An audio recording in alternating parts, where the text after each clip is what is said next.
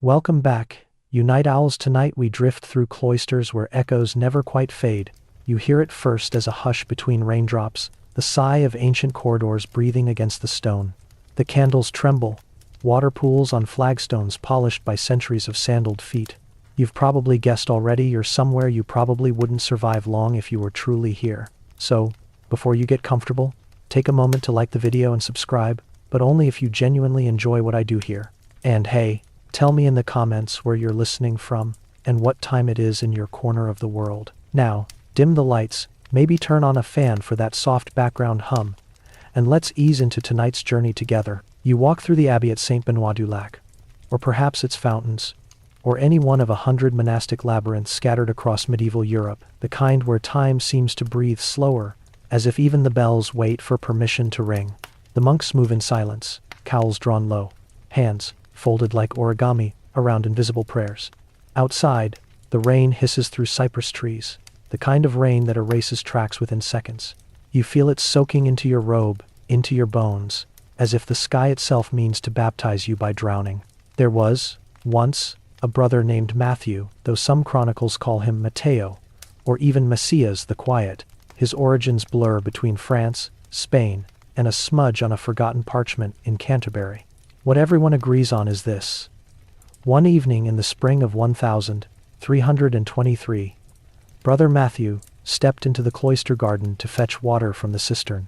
He carried a small lantern, a copy of St. Augustine's Confessions tucked under his arm, and a piece of bread hidden in his sleeve for the stray cats that haunted the hedges. He never returned. When the rain stopped the next morning, the other monks followed his footprints along the path. They found them sharp, distinct, pressed into the damp earth. Then nothing. No scuffle, no fall, no sign of struggle. The tracks simply ended mid-path, as though he had stepped off the world itself. At first, they searched with practical devotion. Cisterns drained, wells checked, gardens combed. But the body never appeared. The abbot ordered prayers and fasts, assuming Matthew had succumbed to despair and fled his vows. Yet even years later, travelers claimed to see a lone monk on the cloister's edge, lantern in hand, walking in circles as the rain poured down, but when anyone approached, he dissolved into mist. It's tempting to laugh it off, the way we dismiss any mystery older than electricity. Maybe he ran away, maybe he slipped into a sinkhole. Still, you pause because this abbey's stones remember. The air is thick with that metallic damp that smells faintly of ink and iron. Somewhere deep inside the archives, monks preserved the parchment note Matthew left behind, or at least what remains of it. 3 lines written in brown ink that turned green over centuries. The hour falls back, it says, and I am called by the reflection. My.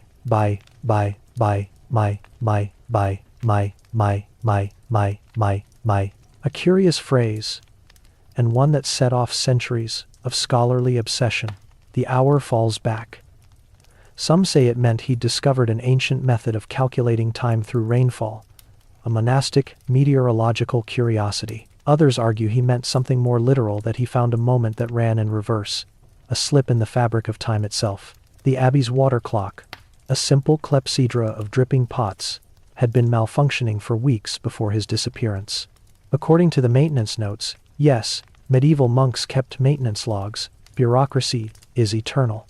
The clock's water sometimes flowed upward against gravity. It sounds impossible, yet several later visitors described seeing the same.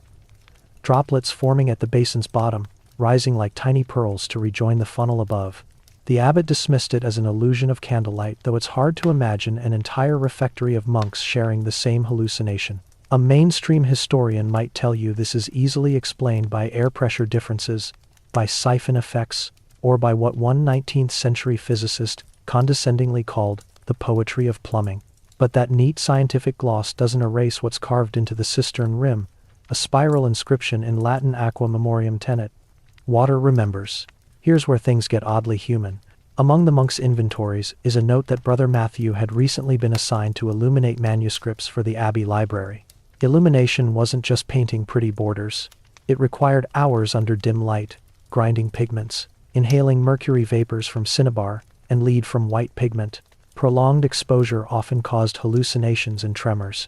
Maybe the poor man lost himself in visions brought on by his own art. The quirky tidbit, one of his unfinished illuminations still in the abbey's collection, depicts the exact scene of his disappearance. A lone monk walking into rain, his face half turned toward the viewer, with droplets arranged in a perfect spiral around him. Scholars discovered the miniature was painted months before he vanished. It's easy to romanticize madness when it's wrapped in vellum and gold leaf. Still, there's a somber weight here, the notion of a man dissolving into his own imagination, or worse, into something that looked back. Historians still debate whether Brother Matthew ever existed. Some claim the abbey forged him as a moral allegory for prideful curiosity, a medieval cautionary tale. Others argue his legend grew from a real disappearance conflated with older folklore of rain spirits and drowned saints. A few linguistic anthropologists point to Breton folktales of l'homme de la pluie, the rain man who steals reflections from puddles to gain souls. One ballad even matches the date 1323. Coincidence? Or cultural osmosis? Let's step outside with you for a moment. Your sandals squelch against soaked earth. The garden hums with the after-storm hush, every leaf heavy with diamonds of water. You kneel by the spot where the prince ended. The soil is oddly warm, though the air is cold enough to mist your breath. You reach down. The puddle ripples, though nothing has fallen into it. Imagine seeing your own reflection. They're blurred, doubled. For a split second, the eyes in the water don't blink when you do. They look curious, almost amused. And when you jerk back, the puddle closes, leaving behind a perfect spiral in the mud, like a snail shell drawn by invisible fingers. That image lingers through the centuries. In 1752, during renovations, builders found a hollow chamber beneath the cloister path. Inside lay a single lantern, its wick untouched by decay, still faintly smelling of oil. Next to it, a scrap of fabric embroidered with the same spiral pattern. But here's the thing, chemical analysis later revealed the thread contained traces of a pigment that didn't exist in Europe until centuries later. The dye matched ultramarine imported from Afghanistan in the 17th century. So, who embroidered it? How did it end up sealed under a 14th century walkway? Some suggested the monks reopened the chamber later and placed relics to maintain the legend. But one abbot's marginal note reads, "The light found beneath the rain shall not be disturbed again." The chamber was resealed with wax and forgotten until modern archaeologists uncovered it in 1954. They say when the crypt was opened, the air smelled like rain. Not damp earth, not rot rain, fresh and electric, as if a thunderstorm had just passed. Even the scientists mentioned it in their field notes, embarrassed, calling it olfactory interference. And for weeks afterward, their photographic negatives showed faint watermarks spiraling inward. One of the restoration workers, an older mason named René, later told a journalist that on the third day underground, he heard dripping when the site was bone dry. Not water, he said, but footsteps that sounded like drops. The journalist thought he meant echoes until René showed him his boots. The soles were damp with clear water, though no leak was found. A curiosity, a metaphor, take your pick. You imagine Brother Matthew still circling the cloister in rain that never ends. Lantern glowing from some pocket of reverse time. Maybe he's trapped between reflections, between the puddle's surface and the sky's image within it. Maybe he's content their monks were used to solitude. After all, there's comfort in thinking he didn't die, just slipped sideways, like a note that fell between pages and stayed pressed there for 700 years. You wander deeper into the abbey corridors, tracing walls where moisture has etched pale lines like veins through the stone. Lightning flickers beyond stained glass, illuminating fragments of saints and dragons, all refracted into ribbons of color that crawl across your skin. You notice something strange: every color, except blue. The blues are gone, faded entirely, as if the ultramarine itself refused to stay. Archivists noticed that too. Every manuscript connected to Matthew's time has lost its blue pigment, even when sealed from light. Red, gold, green intact. But the skies are blank, the rivers gray. A coincidence of chemistry, maybe. Blue pigments are notoriously unstable, yet a few claim the missing color migrated, drawn somewhere else. They shine lanterns across the courtyard after rain, and in the puddles, faint blue glimmers swirl for seconds before vanishing. It's absurd, of course. You smile to yourself, the rational part of your mind surfacing for air. Medieval superstition, scientific ignorance, poetic exaggeration, these are the bricks that built every legend. But even the most skeptical archaeologists lingered at the cloister's edge before leaving, listening for the soft rhythm of invisible rain. One night, in 1982, a meteorologist set up instruments in the Abbey garden to test barometric anomalies. Around 2 a.m., during clear skies, his rain gauge filled 2 centimeters. The water sample he collected contained no local pollen or dust, and its isotopic signature suggested condensation at an altitude impossible for that region. When analyzed under light, it refracted into spirals instead of the expected linear spectrum.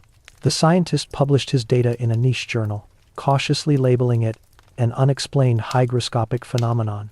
His colleagues called it an over-romantic reading of bad equipment. He retired soon after. So what do you think? Maybe Brother Matthew's story isn't about supernatural vanishing at all. Maybe it's about how human minds crave pattern and chaos. The spiral, mathematically inevitable in storms, shells, galaxies, becomes a signature of understanding. The monk, obsessed with order in water and time, found symmetry in disappearance. Yet even now, pilgrims visit on rainy nights. They leave candles at the garden's edge, watching reflections tremble.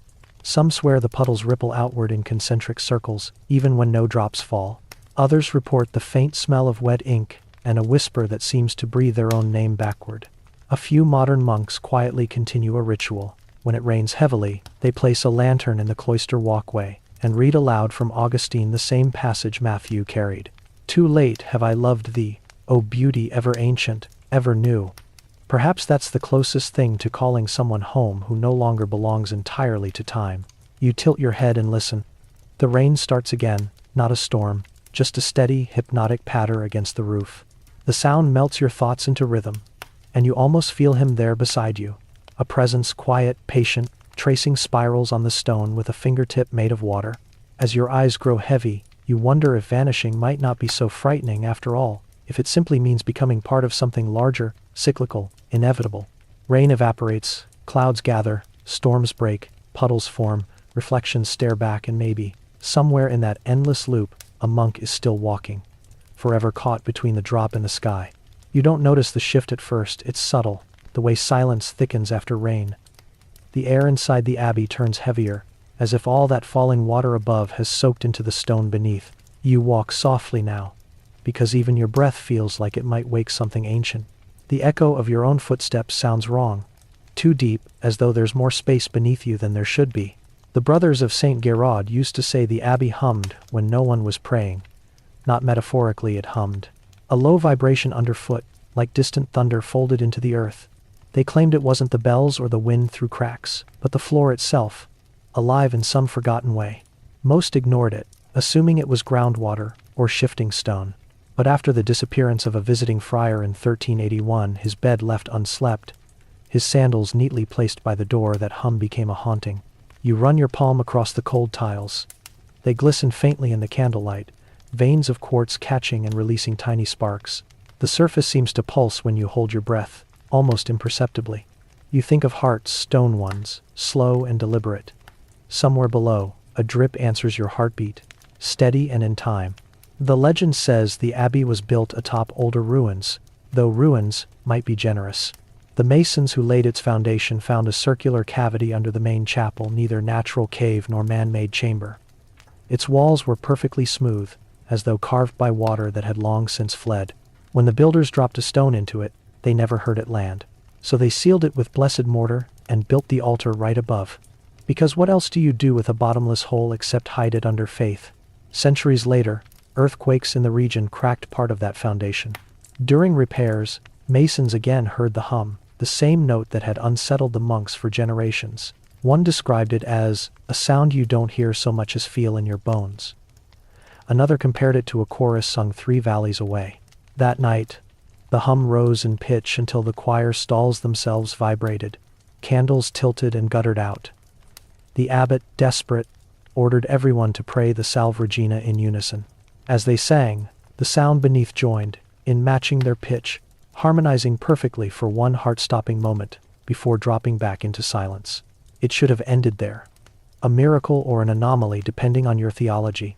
But when dawn came, The abbot found that every stone tile before the altar had shifted slightly, no longer aligned in perfect squares, but curved inward, as though drawn toward the same unseen center. You kneel now, tracing those same seams with your finger. The curve is still there, subtle but deliberate. The monks polished the floors smooth over the years, but they never dared replace the stones. They believed it was the earth's way of praying back. The mainstream account, of course, dismisses all that. Modern archaeologists blame acoustic resonance. The cavity beneath the chapel, if it exists at all, could amplify infrasound frequencies below human hearing. Such low tones, they explain, can induce anxiety, vertigo, even hallucinations. The vibrations might cause the illusion of voices. Simple physics, wrapped in medieval imagination. But if it's that simple, why do the records describe the voices changing with each season? Spring hums were low and mournful, summer ones melodic, autumn ones faint but articulate, Latin syllables rising through cracks like steam. One visiting scholar in 1519 transcribed fragments of those murmurs into a parchment that still survives. Non oremus te, recordamur te. We do not pray to you, we remember you. A peculiar line, isn't it? No plea for salvation, no invocation, just memory, voiced upward through stone. The quirky tidbit buried in all this is almost comic. In 1734, a Benedictine engineer named Brother Loren decided to solve the mystery scientifically. His plan was pure Enlightenment bravado. He bored a narrow shaft beside the altar to measure the depth of the void. The rope unspooled for 70 meters before striking something soft. He claimed he smelled roses and ash rising from below. When he pulled the rope back, the last few meters were wet, not with water, but with something like condensed mist that left tiny crystalline flecks on his fingers. Brother Loren wrote that those crystals rang when dropped onto metal. He called them singing salt. Analysis centuries later found no known mineral structure that matches his description. The flakes were stored in a glass reliquary until the Revolution, when the abbey was looted. The reliquary disappeared, but in the inventory ledger, a faint notation remains beside it, still humming faintly. Historians still puzzle over whether the hum had an external cause. Some propose subterranean lava tubes or geothermal pressure. Others suspect deliberately designed acoustics. Perhaps the builders meant the floor to act like a giant instrument. Yet the abbey predates the understanding of such architectural resonance by hundreds of years.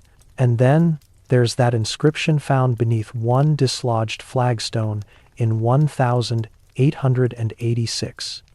Cantate sub terra. Sing below ground. It suggests the hum was no accident. Maybe it was a collaboration, stone and sound conspiring to hold memory. You think about medieval chants, those long droning modes meant to stretch time. The monks said each note was a stairway for the soul. What if this stairway went down instead of up? Your candle flickers. You think you hear something too faint to name. A vibration brushing the soles of your feet, almost like a voice pressed through thick cloth. You lean closer to the floor. The sound sharpens, multiple tones woven together, too structured to be random.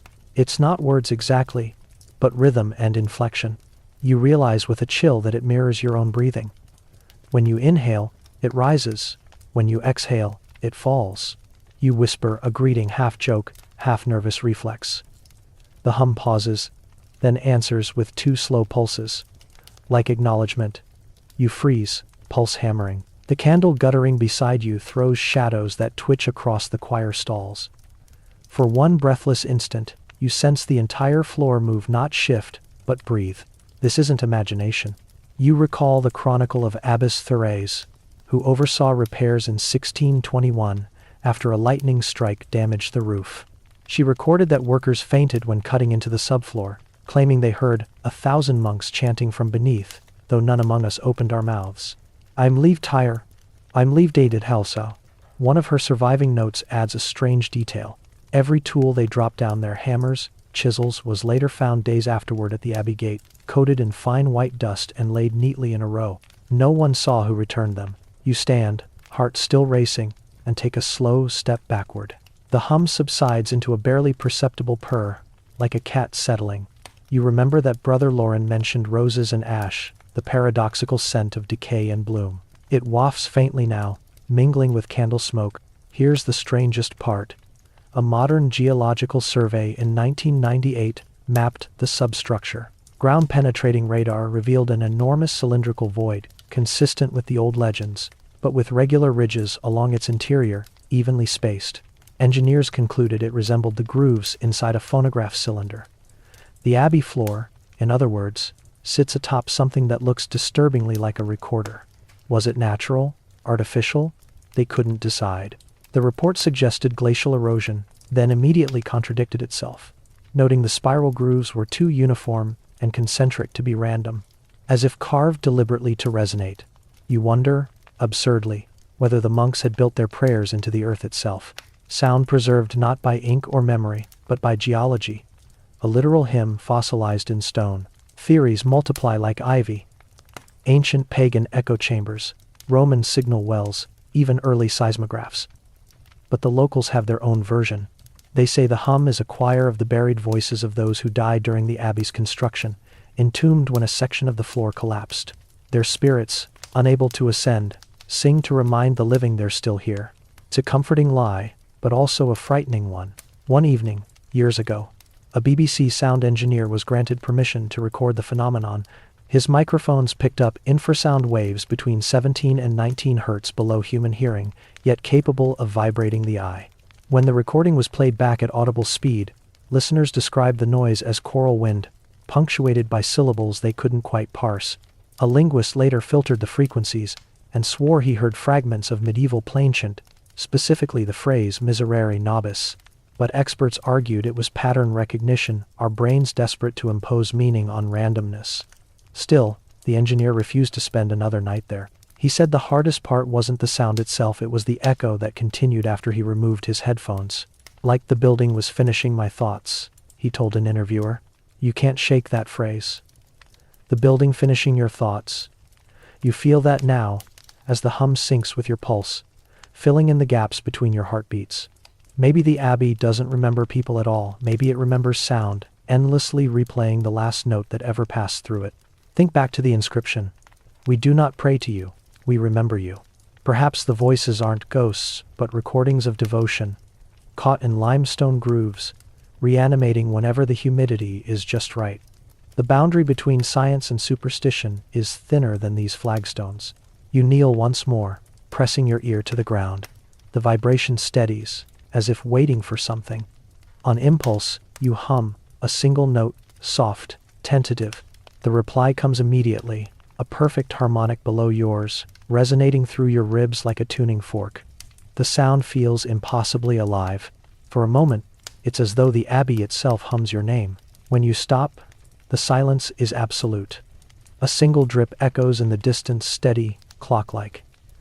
You realize you've been down here for longer than you meant to. The candle is nearly spent. You gather your breath and stand, stretching the stiffness from your knees. The floor's warmth lingers against your skin long after you've stepped away. Historians still argue whether any of this qualifies as mystery or merely physics misunderstood. But even the most skeptical admit that sound behaves strangely in places saturated with centuries of chanting. Each vibration leaves a trace, however faint. Maybe, like old books retaining the scent of smoke, stone retains the vibration of faith. As you walk back through the nave, the air feels subtly lighter. Behind you, the hum doesn't follow. Yet when you reach the doorway and glance back, you see dust motes swirling in a perfect spiral, each glinting faintly as though lit from below. Outside, the sky has cleared. Stars scatter like spilled salt over the hills. You exhale, the chill of night cutting through the damp. The silence feels enormous, like an exhale after prayer. Still, as you turn away, a final whisper rides the breeze, a vibration rather than a word, so low it might be imagination. But it sounds uncannily like gratitude. And maybe that's enough, that the stones, after all these years, simply wanted to be heard one last time. You wake to the slow toll of a bell that seems uncertain which direction time is supposed to move. It begins low and heavy, then falters, like someone playing a recording in reverse. The sound ripples through the valley, and for a strange moment you can't tell whether it's announcing dawn or unmaking it. The mist outside the abbey window glows faintly amber first, then fading to violet as though sunrise is already reconsidering itself. You wander out, half dreaming still, into the village at the base of the hill. The cobblestones here glisten with dew, and the air smells faintly of yeast and rain, both beginning and ending, all at once. Somewhere, a rooster crows the same note twice, the second softer than the first. You follow the sound of gears. The clock tower stands crooked, built into the bones of a crumbling chapel. It's older than any document dares to admit, possibly 13th century, though the locals insist it's always been there. Its iron hands sweep across a face so weathered that the numbers have mostly dissolved. You have to squint to see what remains. Faint scratches arranged not in a circle, but a spiral curling inward. Every hour, the clock strikes. Every hour, it loses time, but in a peculiar way. The minutes tick backward. Visitors have watched it happen, their own wristwatches stuttering as though embarrassed. No craftsman has ever been able to fix it. No historian can explain why the tower refuses the forward march of hours. The villagers simply call it l'horloge retournée, the reversed clock. A mainstream fact. Timekeeping in medieval Europe was chaotic. Each town had its own reckoning of hours. Noon could differ by as much as 30 minutes between neighboring parishes.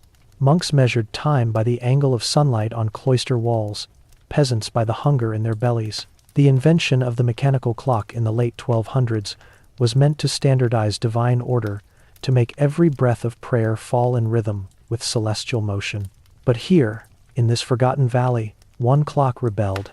The record first appears in 1477, a Benedictine chronicle complaining that the tower mocks God's sequence. The abbot wrote that during matins, the clock struck 13 times, and the shadows on the floor reversed direction. Monks claimed they felt an unfastening in the chest, as though their hearts skipped backward too. You look up at the tower, watching its hands crawl counterclockwise with maddening slowness. A flock of swallows loops in a circle above, their flight tracing the same pattern. For an instant, it seems as though the whole village moves in reverse, the smoke from chimneys dipping back into hearths, a dog unbarking, a child's laughter inhaled rather than released. Then the illusion shatters, someone nearby sneezes, and the world resumes. Inside the tower, the air tastes of metal and oil. Dust lies thick over everything except the gears themselves, which gleam faintly as if polished by invisible fingers. You notice that the pendulum swings, not side to side, but forward and back, almost like a heartbeat, refusing to commit to rhythm. The tick-tock becomes tock-tick, a subtle reversal that unsettles you more than it should. Here's the quirky tidbit that keeps horologists up at night. When researchers tried to measure the escapement mechanism in the 19th century, they found it built from an alloy that didn't exist until centuries later, a mixture of iron and a trace element identified as rhenium, discovered only in 192. 5. How it arrived in a 13th century mechanism remains one of those charming impossibilities that historians politely ignore after their third glass of wine. But that's only half the story. Beneath the clock's spiral face, there's an inscription carved in cramped Gothic script: Tempus vocet retro suos. Time calls its own backward.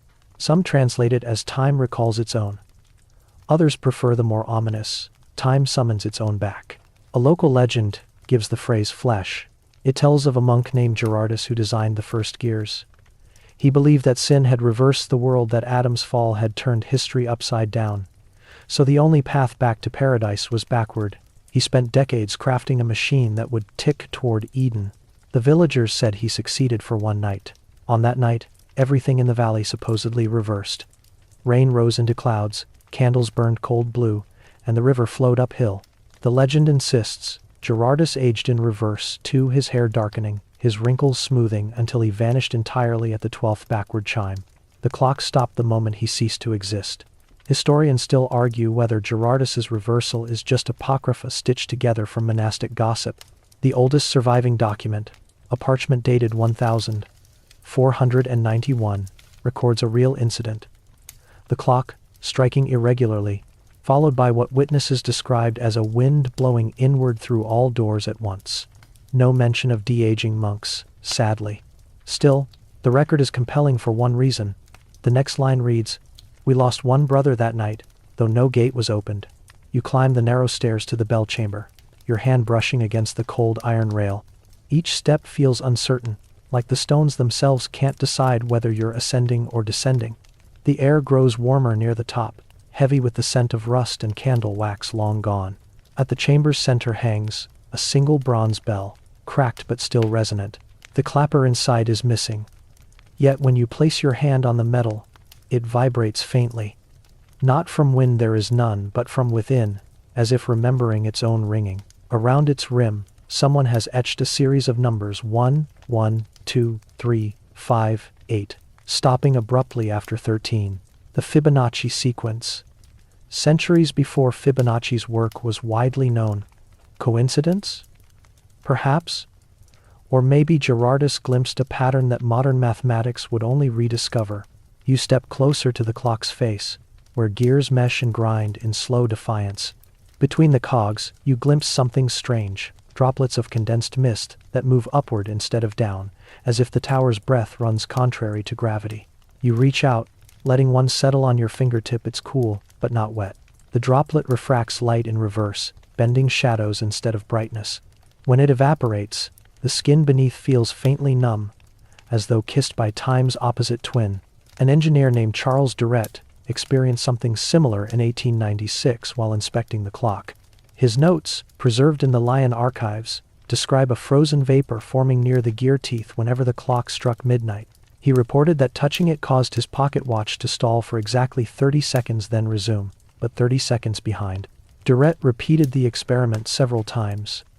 Each contact pushed his watch backward by the same interval. After a week, he destroyed his own notes, leaving only a marginal warning: do not let it touch the heart. You can't help smiling at the melodrama of it.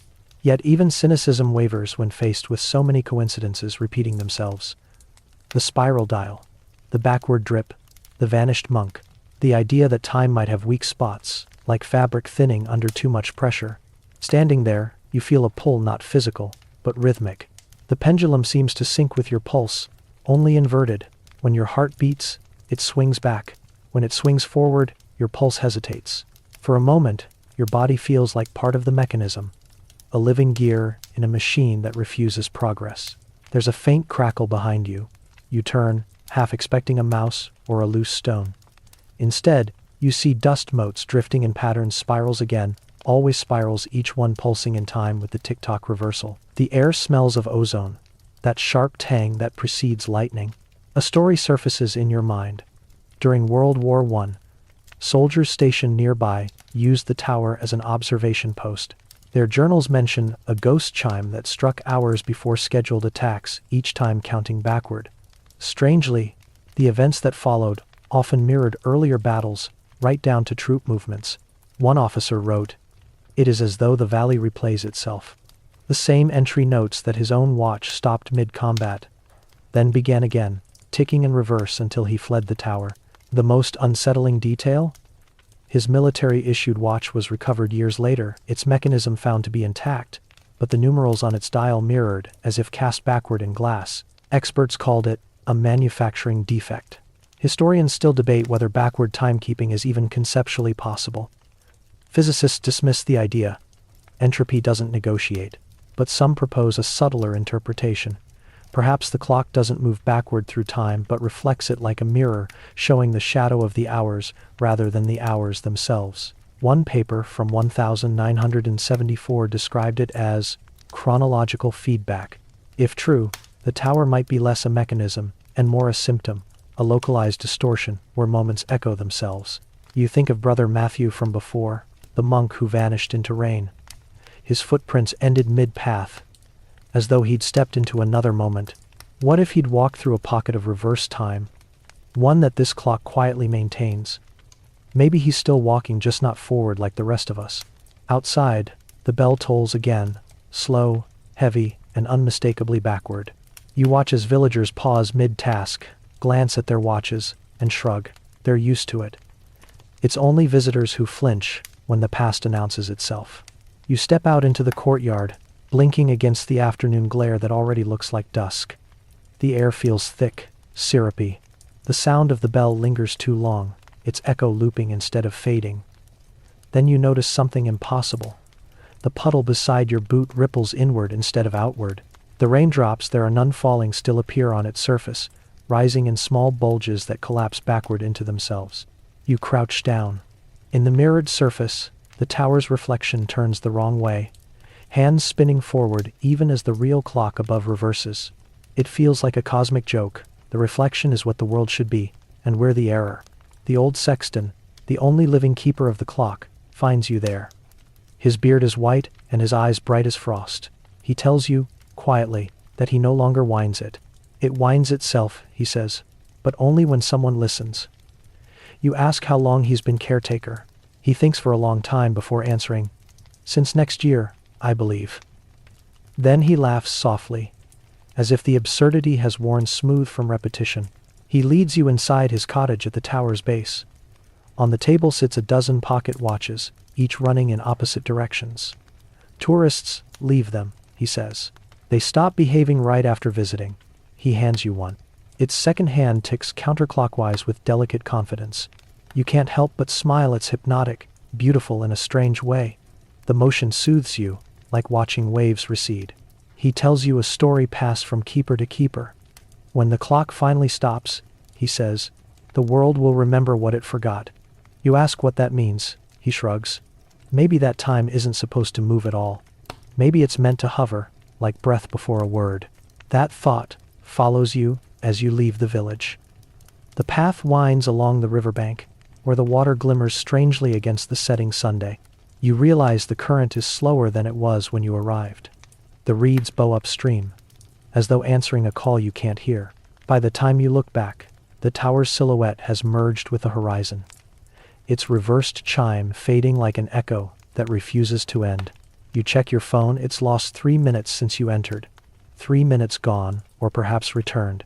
You keep walking until the valley disappears behind you. The air feels lighter, as if time's grip has loosened. Somewhere deep in the machinery of the world, the gears resume their usual order, but you can't help glancing at your shadow stretching before you, wondering which way it's going. Maybe time isn't a straight road after all. Maybe it's a spiral, like the clock face each turn bringing us close to where we've already been, only from the other side. The villagers might not understand the clock, but they live with it peacefully. Perhaps that's wisdom. To accept that some things count backward because they remember more than they predict. The final toll reaches you across the hills. One long, low note that sounds like both ending and beginning. And for a heartbeat, you think you feel the world take one quiet step in reverse.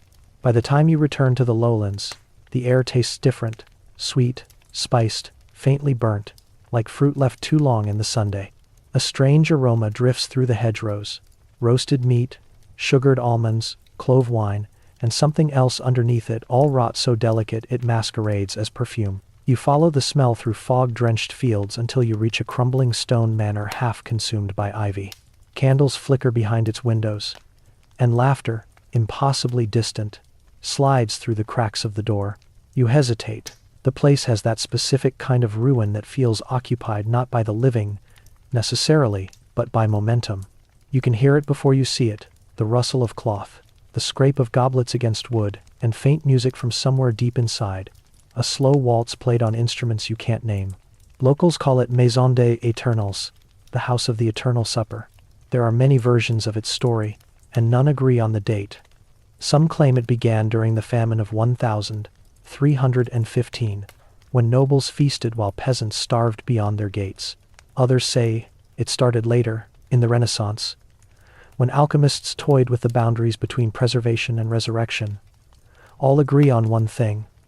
Once the feast began, it never truly stopped. A mainstream historian might tell you the story's kernel lies in records from Burgundy, where a noble family named de Mirandol vanished overnight in 1349. Their manor was discovered weeks later, doors locked from the inside, banquet tables still laden with food untouched by decay. Candles were burnt down to wax stubs, glasses half full of wine still shimmered. Of the family and their guests, 23 souls, not a trace remained. No struggle, no blood, no signs of departure. The ovens were still warm. The chronicler who recorded it noted the oddest detail. Every chair at the table had been pulled slightly away from the table, as though the diners had all stood up at once. The servants who found the scene swore they heard faint music playing, though the musicians' gallery was empty.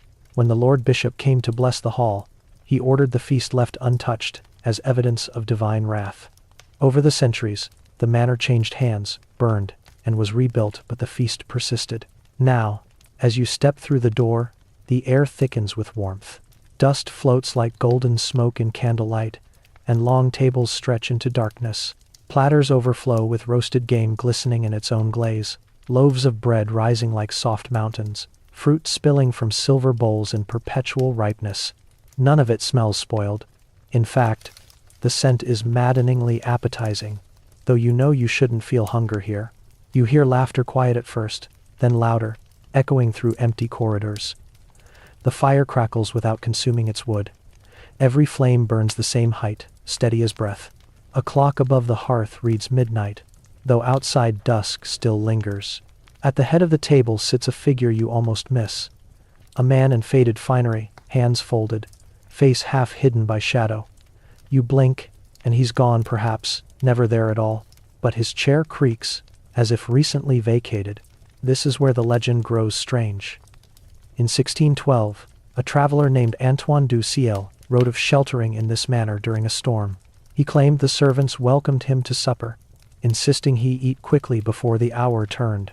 The food was exquisite, pheasant stuffed with herbs unknown to him, wine that tasted faintly of lightning. When he tried to thank his hosts, they smiled but did not speak. He awoke the next morning alone, surrounded by plates still steaming. His horse had aged visibly overnight, its mane gray, its breath shallow. Antoine himself found white hairs in his beard that hadn't been there before. He fled, writing later, "The house gives nourishment, but it steals the hours you owe. When maybe d'une teinture, en minus, teinture." That line became famous in occult circles. The house steals the hours you owe. Some took it metaphorically, gluttony devours life. Others suspected the manor was caught in a temporal loop, a place where time itself curdled. Modern archaeologists, those brave enough to survey the site, confirmed something odd beneath the dining hall, a vast underground vault lined with salt and obsidian. Both were medieval symbols of preservation. Inside the vault, fragments of copper tubing wound through the floor, connected to what looked like primitive alchemical alembics. The pipes led upward toward the hearth, suggesting that heat and air were somehow circulated through the feast table itself. A bizarre contraption, centuries ahead of its time, perhaps a refrigeration experiment gone wrong. But the quirky tidbit no one quite explains.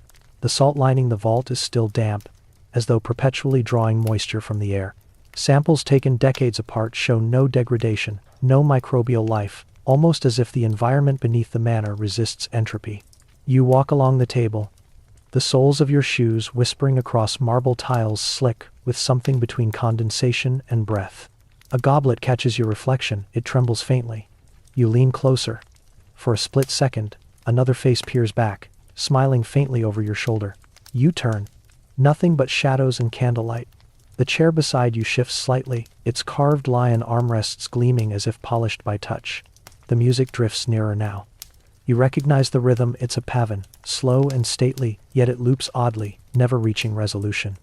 You realize with a chill that each repetition grows subtly faster. The feast, perhaps, hungers for closure it can't reach. One 18th century visitor, the Abbé François Giraud, wrote that the manor's rhythm matched the breathing of those who entered. "When my heart beat faster," he said, "the candles flared. When I tried to hold still, the music faltered. It was as though the house borrowed my pulse to keep time." What do you know? Historians still argue whether the Eternal Supper legend originated as a moral allegory against greed or as a genuine supernatural claim. Skeptics insist the manor's supposed miracle of unspoiled food was due to arsenic contamination in the wood smoke, which acted as a preservative. But arsenic doesn't explain why bread still rises, or why wine still effervesces centuries later. Nor does it explain why those who spend a night here report dreams of dining endlessly, unable to swallow or stand. You pause before a roast peacock, whose feathers shimmer blue-green in candlelight. The colors move slightly, like breath passing under skin. It smells intoxicating. You reach out, more curiosity than appetite, and the air around the bird warms. Beneath your fingertips, the flesh is firm, not cold like a relic, but supple. When you withdraw your hand, the indent of your touch remains for a moment before slowly filling out again. You whisper to yourself that it's a trick of humidity. But the candle nearest the peacock flickers in response, as if offended by disbelief. The fire in the hearth sighs, and for a brief moment the flames bend sideways. illuminating a mural above the mantel. It shows a long table just like this one, filled with guests, their faces joyful. But if you look closely, their eyes are hollow. The mural's title, faint but legible, Conviva Semper Vivus, the guest forever living. In 1899, an antiquarian from Paris spent 3 nights cataloging the manor's relics. He described discovering a second dining hall beneath the first. Identical in dimension but inverted table nailed to the ceiling, chairs suspended upside down. Everything mirrored, down to the place settings. He fled before dawn and refused to speak of it again, though one of his notebooks survived. In it, he scribbled, "They were still eating below, but their laughter was dry." You think of that phrase as you move toward the grand stairwell. Your footsteps echo like cutlery on porcelain. On the landing, portraits line the wall, nobles frozen mid-toast. Each holds a goblet, and in each, the wine gleams dark and wet, not paint but liquid sealed under glass. Over centuries, pigments crack, varnish fades, yet here the wine still shines. You feel that same gentle wrongness as before, a sense that the feast doesn't care who attends, only that someone does. Presence itself feeds it. The superstition persists among villagers. Once a year, on the eve of midsummer, they leave an offering at the gate, usually bread and salt, so the guests won't wander hungry into the fields. Some claim the offerings vanish by morning, others find them half-eaten, crumbs trailing toward the manor door. A folklorist once tried to dispel the tale by filming overnight inside. His footage, recovered from a melted camera, shows only 38 seconds. A table surrounded by empty chairs, each rocking slightly, though there's no visible wind. In the final frame, the food appears mid-motion, grapes falling upward, wine leaping from cup to cup as if gravity reversed. The timestamp loops between 0 hours and 0 hours and 1 seconds. So maybe the feast that never ended isn't about food at all. Maybe it's about time, hunger, and memory, the way rituals continue even when the participants are gone. You think of those monks who once prayed to humming floors and clocks that ticked backward. Maybe the feast is their mirror, an appetite too stubborn to die. Your stomach growls. You haven't eaten since morning. Against better judgment, you tear a piece from a loaf. It's soft, steaming. The taste is astonishing sweet, salty, alive. You swallow once, twice, then freeze. The room stills. Every candle leans toward you, as if watching. The music halts. Silence falls so suddenly that your ears ring. Then, faintly, another sound, the scrape of chairs. All along the table the empty seats shift, aligning themselves. The nearest goblet trembles. A drop of wine leaps upward, landing on the rim without spilling. You back away slowly, heart hammering. The bread in your mouth turns cold, flavor fading into ash. You spit it out, but a trace of sweetness clings to your tongue, impossible to wash away. You run through corridors where portraits glance sideways, through the great hall where laughter flickers at the edge of hearing, past the door that refuses to stay shut. Outside, night has thickened. The stars overhead blur, as though the sky itself can't focus on this place. When you finally stop at the gate, you look back. The manor's windows pulse with light, like lungs drawing breath. For an instant, you see silhouettes at the table, too many to count, raising cups toward you in eerie unison.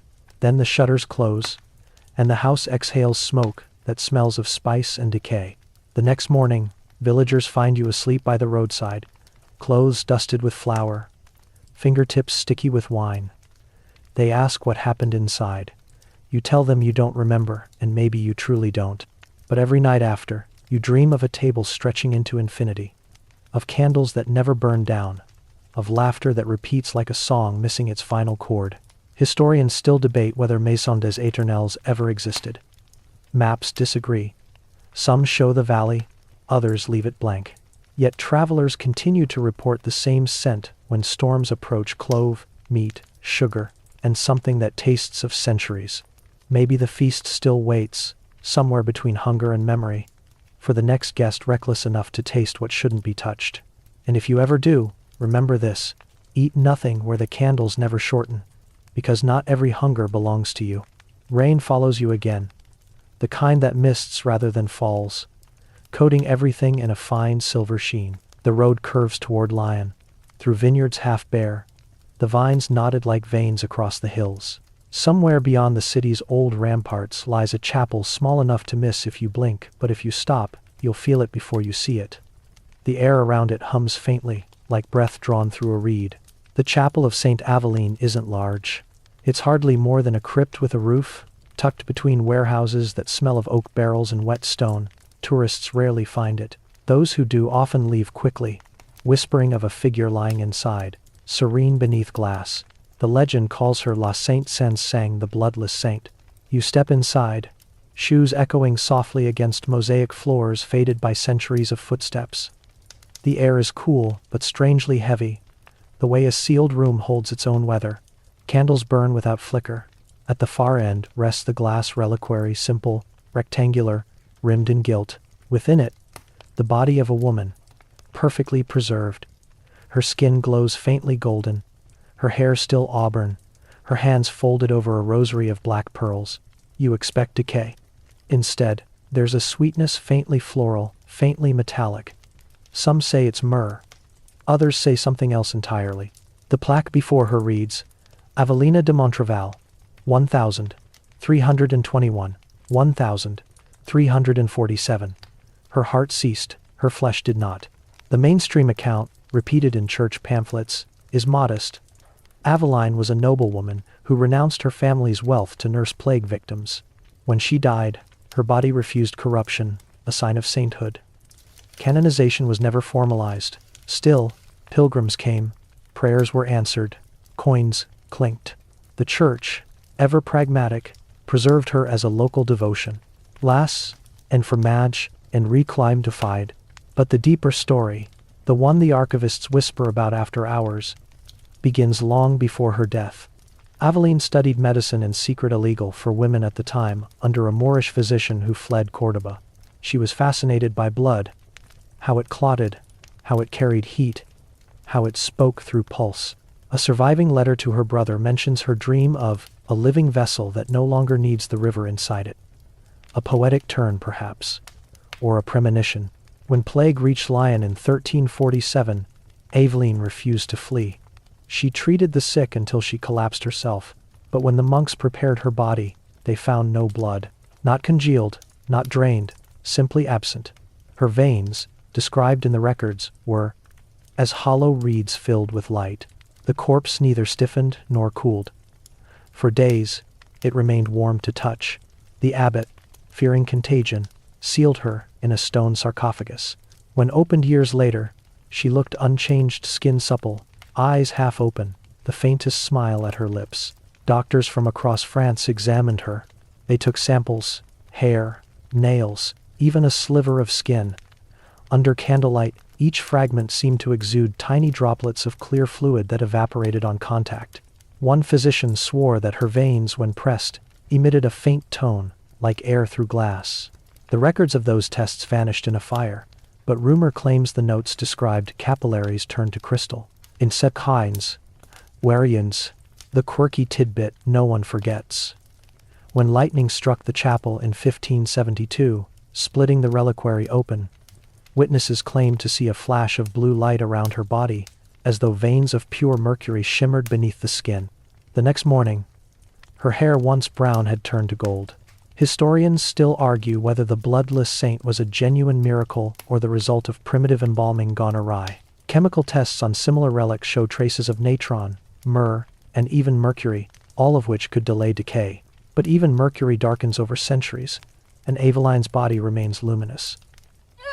When scientists requested a biopsy in 1923, the diocese refused.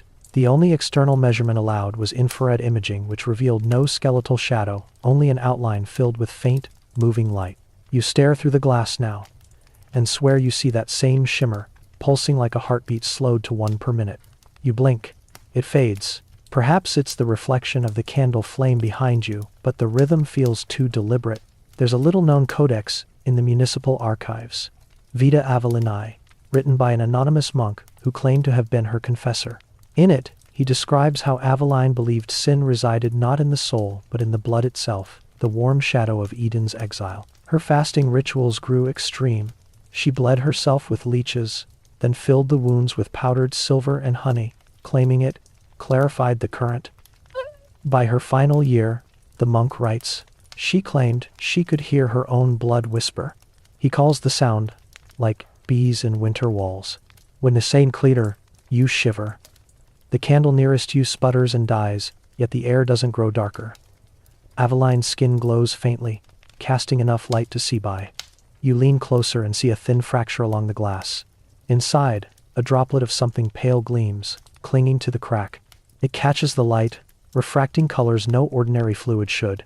A custodian appears, a soft-spoken man in gray cassock. He doesn't startle at your presence. He's used to visitors lost in fascination. When you ask if the relic ever decays, he smiles faintly. She breathes still, he says. But not as we do. You ask what he means. He gestures toward a small brass device behind the altar. A tube, leading from the reliquary into a sealed ampule. Condensation, he says. We collect it. Holy water, some say. You ask what happens to it. His voice drops. We return it. Later, you learn that once every decade, the clergy opens the reliquary briefly, not to clean or display, but to pour the collected condensation back into her resting chamber. It's a closed loop, a ritual of exchange, and each time, the volume of fluid remains the same, as if replenished from within. Medical skeptics propose that Aveline's preservation was due to a rare environmental balance. The chapel's limestone absorbing moisture, the local fungi releasing aldehydes. A perfect natural mummification, nothing more. But if that were true, why does the glass still mist from the inside on cold mornings? You remember the monk's words, she wished to be a vessel without a river. Maybe she found a way to replace blood with something else. Not death, but transmutation, a body turned into its own reliquary. A Renaissance physician named Pietro Anguissola visited Lyon in 1540 and wrote an unnerving passage. I touched the saint's wrist and found warmth, though she hath lain 2 centuries. When I pressed my ear, I heard no pulse, but a faint ringing, as in a shell. He compared it to the resonance of empty glass. You rest your hand on the reliquary.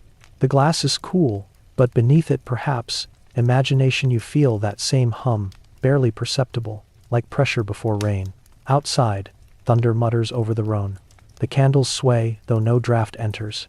Then, faintly, something changes. The air tastes metallic, as though charged. You glance back.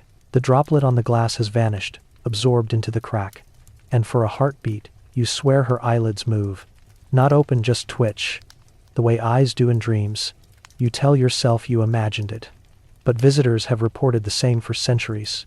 Each insists they saw her shift slightly, as if drawing a silent breath. Pilgrims say she exhales blessings. Scientists suspect convection currents inside the sealed case. Yet every explanation falters when they realize her chest rises against gravity upward, toward the glass, instead of inward. One night in 1789, revolutionaries broke into the chapel, intent on desecration. They pried open the reliquary with bayonets. According to a witness, a frightened novice hiding in the rafters, when air rushed in, the saint's body exhaled a plume of clear vapor that smelled of roses and iron. The soldiers fled, and the reliquary snapped shut by itself. The next morning, 2 of the intruders were found dead in the street, their skin pale as wax, veins faintly glimmering under the skin. Autopsies, rudimentary and rushed, reported absence of blood. Its take a vendor. Historians still argue whether the event happened at all.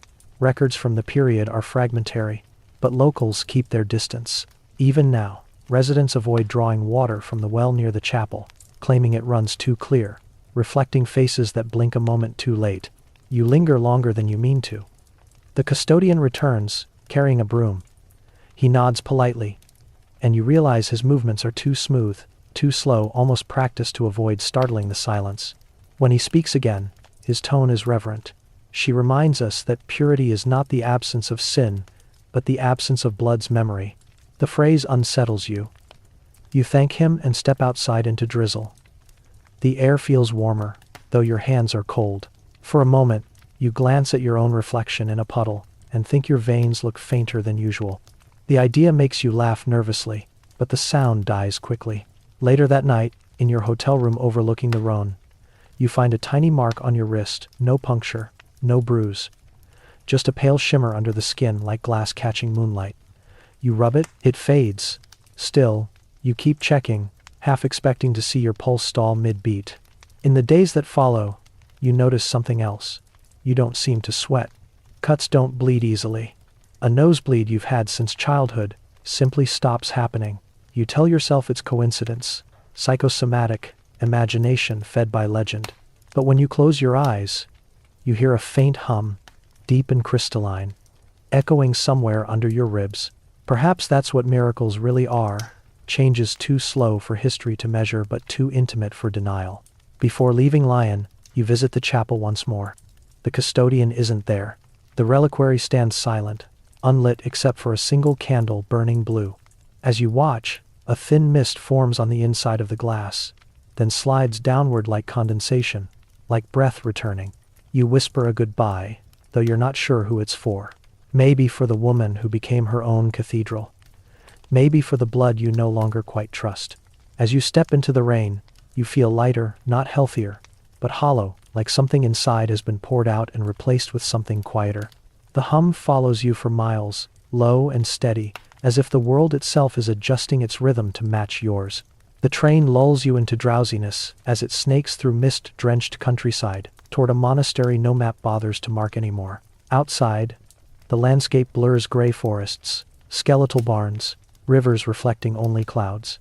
Somewhere out there, they say, lies an abbey whose library refuses to stay still. You arrive at dusk. The hills are already sinking into fog, and the building rises from it like a thought half-remembered arched windows glowing faintly from within, as though candlelight itself were curious about what it illuminates. The sign on the gate reads, Scriptorium of St. Valerian. Below, someone has scratched newer words into the wood. Don't write after dark. Inside, the air tastes of dust and iron gall ink. The scent is oddly sweet, like burnt sugar mixed with parchment. Books line every wall, chained to their shelves as if they might escape. The monks move quietly among them, their fingers stained blue-black, their eyes red-rimmed from sleepless transcription. You follow Brother Leon, the archivist, through winding corridors to the innermost chamber. There, on a lectern beneath a glass dome, lies the manuscript the one scholars call Codex Tenebris. It is said to continue writing itself each full moon. No one knows who began it. The first entries date to 1284. The last line appeared only last month. The vellum pages ripple faintly as you approach. Not from breeze, there is none, but like skin flinching under unseen touch. Each sheet is filled with tiny, precise script, ink so fresh it gleams. The handwriting changes every few pages, styles from different centuries, yet all seamlessly interwoven. Brother Leon speaks softly. We no longer copy it, it copies us. He tells you the story the way one confesses a superstition. The first abbot ordered every novice to contribute one line upon arrival, to symbolize continuity of learning. But after decades, the rule changed because lines began appearing from those who had already died. The mainstream version, recorded by a skeptical bishop in 1530, claims the phenomenon was fraud, scribes faking miracles to attract donations. Yet his own diary ends mid-sentence. They said the ink moved beneath my hand. You stare through the dome's reflection and realize something odd. The newest line isn't static. It darkens, fades, then darkens again, as though rewriting itself. You squint. The listener arrives by rainlight. It is Fonser. A shiver runs down your back. You are, in fact, damp from rain. Brother Leon sighs. It always knows when someone new comes. He opens a drawer and reveals a row of pens, quills sharpened, tips blackened but unused. It writes without these, he says. We keep them only to remind ourselves that choice once existed. The monks tried experiments, of course. They locked the manuscript in a sealed iron chest. When they reopened it, 3 new pages had appeared ink fresh, margins burned slightly, as if from heat. They brought scientists once, in 1894. The instruments registered faint electromagnetic pulses that spiked every 28 days, correlating exactly with the lunar cycle. A physicist proposed ionized vapors from candle soot reacting with vellum fibers. A priest responded dryly. And who then arranges the Latin? The quirky tidbit buried in one old ledger makes your pulse quicken.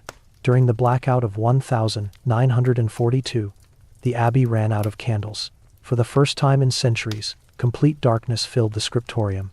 The next morning, The manuscript's pages were entirely blank, every word erased.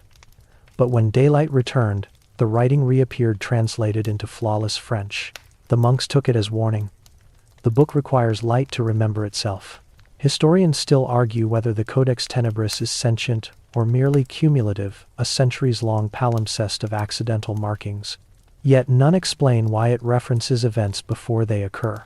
A marginal note from 1664 describes a city of iron birds that breathe smoke over the sea. Another, dated 1815, speaks of fire that eats without flame, and voices trapped in glass spheres. The descriptions fit airplanes, electricity, phonographs, centuries before their invention. You bend closer. The script looks alive. Tiny imperfections, ink dots, hairline scratches, shift almost imperceptibly. The letters aren't quite still. They breathe. Brother Leon warns you not to touch the glass. It likes reflection, he says, too much, and it starts copying what it sees instead of what it knows. As actor, you glance at the surface and catch your own distorted reflection mingling with the script. For a second, you think you see words crawling across your image. The observer writes by being. You jerk back. The reflection smooths out. The monk merely nods. That's how it begins for everyone. I am Tao. He tells you about Sister Elodie, who once dared to translate a section aloud. Halfway through, the ink shifted, rearranging itself mid-sentence. The words corrected her pronunciation. She fainted. When she woke, the page bore her full name written in the margin. She left the abbey the next day, vowing never to speak again. They found her years later, blind, her fingertips permanently stained black, as though she'd spent decades turning invisible pages. You ask why they keep it. Brother Leon's answer is simple. It remembers what we forget. If we destroy it, we might vanish from its memory. He gestures to the vaulted ceiling. Its frescoes faded beyond recognition. When earthquakes struck in 1783, only the Codex predicted them 2 nights before. It wrote, "Stone learns to kneel." The next morning the chapel collapsed, killing no one. We had moved to the courtyard, reading those words aloud. He smiles faintly. Faith and survival, sometimes they rhyme. You can't decide if this is devotion or dependency. Either way, you feel the pull of that pulsating text. A quiet gravity in every looping letter. That night, they let you sleep in the guest cell. The room smells of old paper and cold wax. Yet, even here, you hear it, the faint scratch of quill on parchment echoing through stone corridors. You tell yourself it's wind. The sound continues anyway, steady, rhythmic, too deliberate. You dream of pages turning themselves. The air shimmers with ink that behaves like rain falling upward, spattering invisible ceilings. Words swim past your eyes. Wake before you are written. 1. A graded was 1. You jolt awake to moonlight streaming through the window. The abbey is silent. Still, that scratch continues, closer now. You follow it barefoot through dim halls.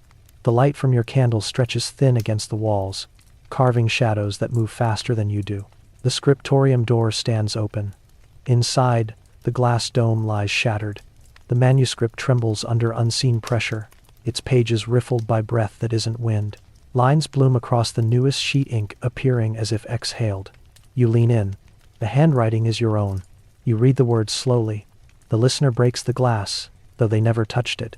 Your stomach drops. You look at your hands unmarked, but a cut glimmers across your reflection in the parchment. You blink, and the wound closes. A candle topples behind you. Brother Leon stands in the doorway, face pale but unsurprised. "It's not your fault," he murmurs. "It wanted your attention." He replaces the dome carefully, sealing the manuscript again. The air calms instantly. As if satisfied, you stammer something, an apology, a question, but he shakes his head. The Codex prefers dialogue. You asked by coming, it answered by writing. Best not to ask twice. In the following days, you notice subtle changes around the abbey. A carved motto above the door that you swear wasn't there before. Scriptum est quia visum est. It is written because it is seen. The monks claim it's always been there. Even your journal, where you jot observations, seems affected. One morning, you find an entry you don't recall writing. Remember to leave before the next full moon. You count the days. 3 remain. Curiosity wins. Of course it always does. On the final night, clouds drift apart to reveal a perfect round moon. The abbey glows silver, every window flickering with candlelight, though the monks have all retired. You feel drawn again to the scriptorium. Inside, the manuscript waits beneath its glass, motionless. You hold your breath. Slowly, letters begin to bloom. This time, they don't form Latin. They form your language, your cadence. You will tell this story, and it will tell you. The lines multiply, faster now, filling the page, then the next, until the book seems to inhale the room. Shadows crawl across the walls, arranging themselves into shapes, people perhaps, scribes bending over desks. You realize with a creeping dread that they are copying you, your posture, your movements, even the tilt of your head. The air hums with whispering. Every whisper carries fragments of your own words, spoken earlier in the day. They're rewriting you from memory. You lunge to close the book, but your hand meets resistance, a thin barrier like static. The ink swirls, forming two final lines. The page is the mirror. The mirror is the breath. Then, silence. You stagger backward. The air smells of rain again. The room steadies. The glass dome sits intact, no sign of your intrusion. You might believe it was dream, except the ink on your fingertips, dark and glistening. You scrub it under cold water. It doesn't come off. For days afterward, faint letters rise on your palms whenever moonlight touches them, forming fragments from the codex. You hide your hands in gloves, afraid to see the full sentences. Historians still debate the manuscript's nature. Psychologists call it a product of collective trance, monks unconsciously continuing each other's work. The church remains silent, and yet, once a generation, someone leaves the abbey claiming to hear whispers whenever they open a blank notebook. You try to write about it, but each attempt fails. Words rearrange themselves overnight. Phrases you didn't author appear between lines. The story insists on its own phrasing, always second person, always present tense. You stop fighting it. The sentence is smooth, rhythmic, inevitable. Perhaps this is how it continues through those who read, those who remember, through you. You close your notebook and glance at the window. Moonlight glints on the glass, shaping faint words in condensation. See you next page. When you blink, they're gone, but the reflection still mouths them silently, over and over, until you blow out the candle and let the dark write the rest. The journey north takes you through miles of moorland that look more like memory than landscape. Low fog creeping over black heather, the scent of peat smoke rising from unseen cottages. Each mile feels older than the last. By the time you reach Durham, the cathedral's towers loom above the river like a pair of watchful eyes. Stone upon stone, the place hums with a gravity you can feel in your teeth. You walk beneath its arches, where sunlight filters through stained glass, the color of bruises. The organist rehearses somewhere deep in the nave, each chord rippling through centuries of dust. Yet what draws you here isn't the great church itself. It's the small side chapel no guidebook mentions, behind an iron gate etched with vines and stars. Inside rests the chalice of St. Oswy, known to locals as the cup that sings. You expect glittering gold, gem-studded majesty. Instead, it's simple silver tarnished to near black, its rim faintly dented, its stem spiraled like a vine. It sits under glass, on a cushion of faded velvet. At first glance, it could pass for any medieval communion vessel. But when moonlight strikes it, they say, it hums not with sound, but resonance, a vibration that threads itself into the bones of anyone nearby. A verger notices your interest. Best not to lean too close, she warns, voice low but kind. It's quiet now, but come the right night, it'll make you weep before you even know why. And phase of the market in Jaces, the mainstream story, told in polite tones during cathedral tours, is straightforward. The chalice belonged to a Benedictine abbot in the 12th century who used it for mass during a siege. When the monastery's bell tower collapsed, crushing dozens, the chalice was found ringing like a bell amid the ruins. The abbot declared it a miracle, a sign that faith could still sing through tragedy. It's been kept here ever since. But that tidy explanation leaves too many edges unfiled. Because even in modern times, the cup doesn't stay quiet. Every few years, on nights when the moon shines directly through the rose window, guards report hearing faint choral notes coming from within the glass case.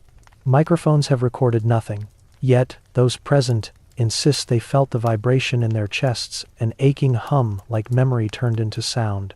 A physicist from Newcastle once tried to explain it. Silver resonates, he said. Temperature changes cause expansion, which creates vibration. Simple metallurgy. But that doesn't account for what happens when people stand near it. Heart rates synchronize, breaths slow, tears flow unbidden. Some describe seeing light spilling from the cup soft bluish, like the air before dawn. One monk in 1437 wrote, "When it sang, even the rats stopped running, and when it ceased, I found myself praying for silence never to end." The quirky tidbit buried deep in those records would make even skeptics pause. The chalice produces not just one note, but a triad, three distinct frequencies that correspond exactly to the intervals of a Gregorian Kyrie eleison. Modern instruments confirm this.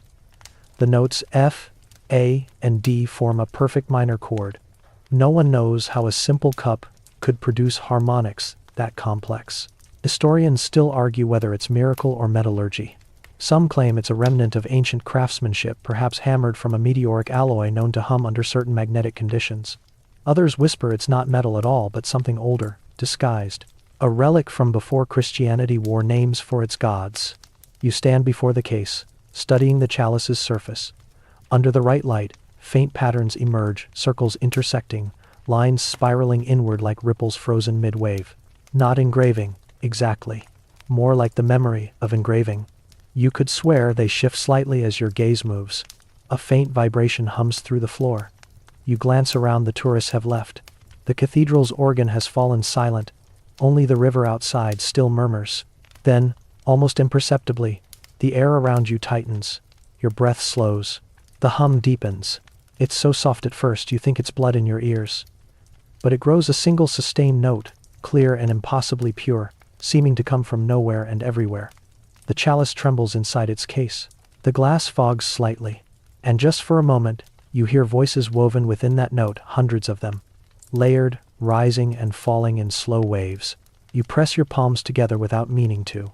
It feels like being remembered by something vast. Then, just as suddenly, it stops. The silence afterward has weight. You realize your cheeks are wet. You can't even say why. The verger returns, unfazed. "Caught you did it?" she says softly. "It does that now and again. Best not to ask when." Later, in the cathedral archives, you find an older account. In 1349, during the Black Death, monks carried the chalice in procession through the streets, hoping to drive away the plague. They reported hearing faint harmonies echoing from wells and windows as they passed. The sound seemed to move ahead of them, like a herald. When they reached the graveyard, the chalice sang itself out, then went utterly silent for a century. Another entry, dated 1650, describes a Puritan soldier striking it with his sword, declaring it idolatry. The weapon shattered. Witnesses said the cup emitted a brief, piercing tone that caused every candle in the church to flare blue. The soldier fled, bleeding from the ears. In 1958, a sound engineer attempted to record the chalice during a lunar eclipse. His tape captured nothing but static except for a faint pulse, 72 beats per minute, matching his own recorded heartbeat from a medical exam days prior. He died a month later, heart failure. The real remains in the cathedral's vaults, labeled simply 72. You can't resist returning after hours. You bribe a custodian with coffee and curiosity. He leaves the gate unlocked. Midnight spills through the stained glass, cold and silvery. The chalice sits waiting, quiet as stone.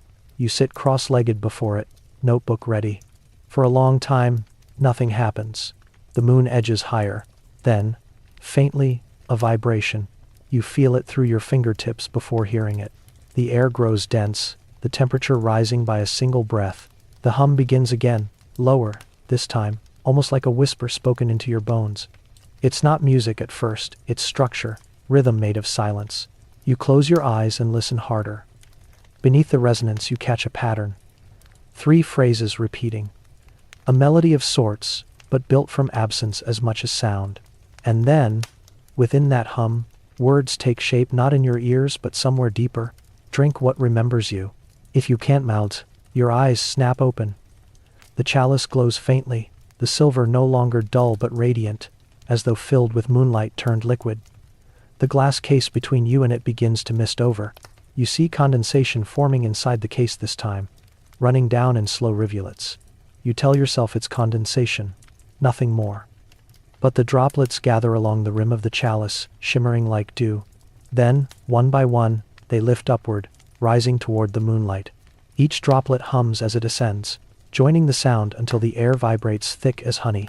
You feel a tug behind your sternum, a memory of thirst so ancient it has no name. Your pulse sinks with the rhythm, slower, slower, until you're not sure which beat belongs to you.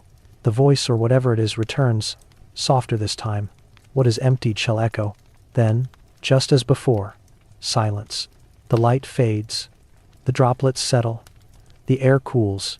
You sit there shaking, unsure whether minutes or hours have passed. The chalice looks ordinary again. Only your notebook betrays you. Lines of ink stretch across the page where your hand rested, forming letters you didn't write. They read, heard by one, remembered by many. When you show the note to the verger the next day, she only nods. It writes on anyone who listens too long. You'll dream in echoes for a while. It fades. They self, we one of the purge. Historians still debate whether the chalice's hum is a product of acoustics, magnetism, or mass hysteria. But every recording attempt fails, either blank tapes, corrupted files, or pure silence. One acoustician joked that the chalice refuses translation. Yet monks keep a ritual alive. Once each year, on the longest night, they gather in that chapel, extinguish all lights, and sit in silence. If the chalice sings, they don't record it, they join in, humming softly until dawn. They call it the night when metal prays. You stay in Durham one more evening, unable to leave. Sleep eludes you. Every creak of the inn's floorboards sounds like distant notes.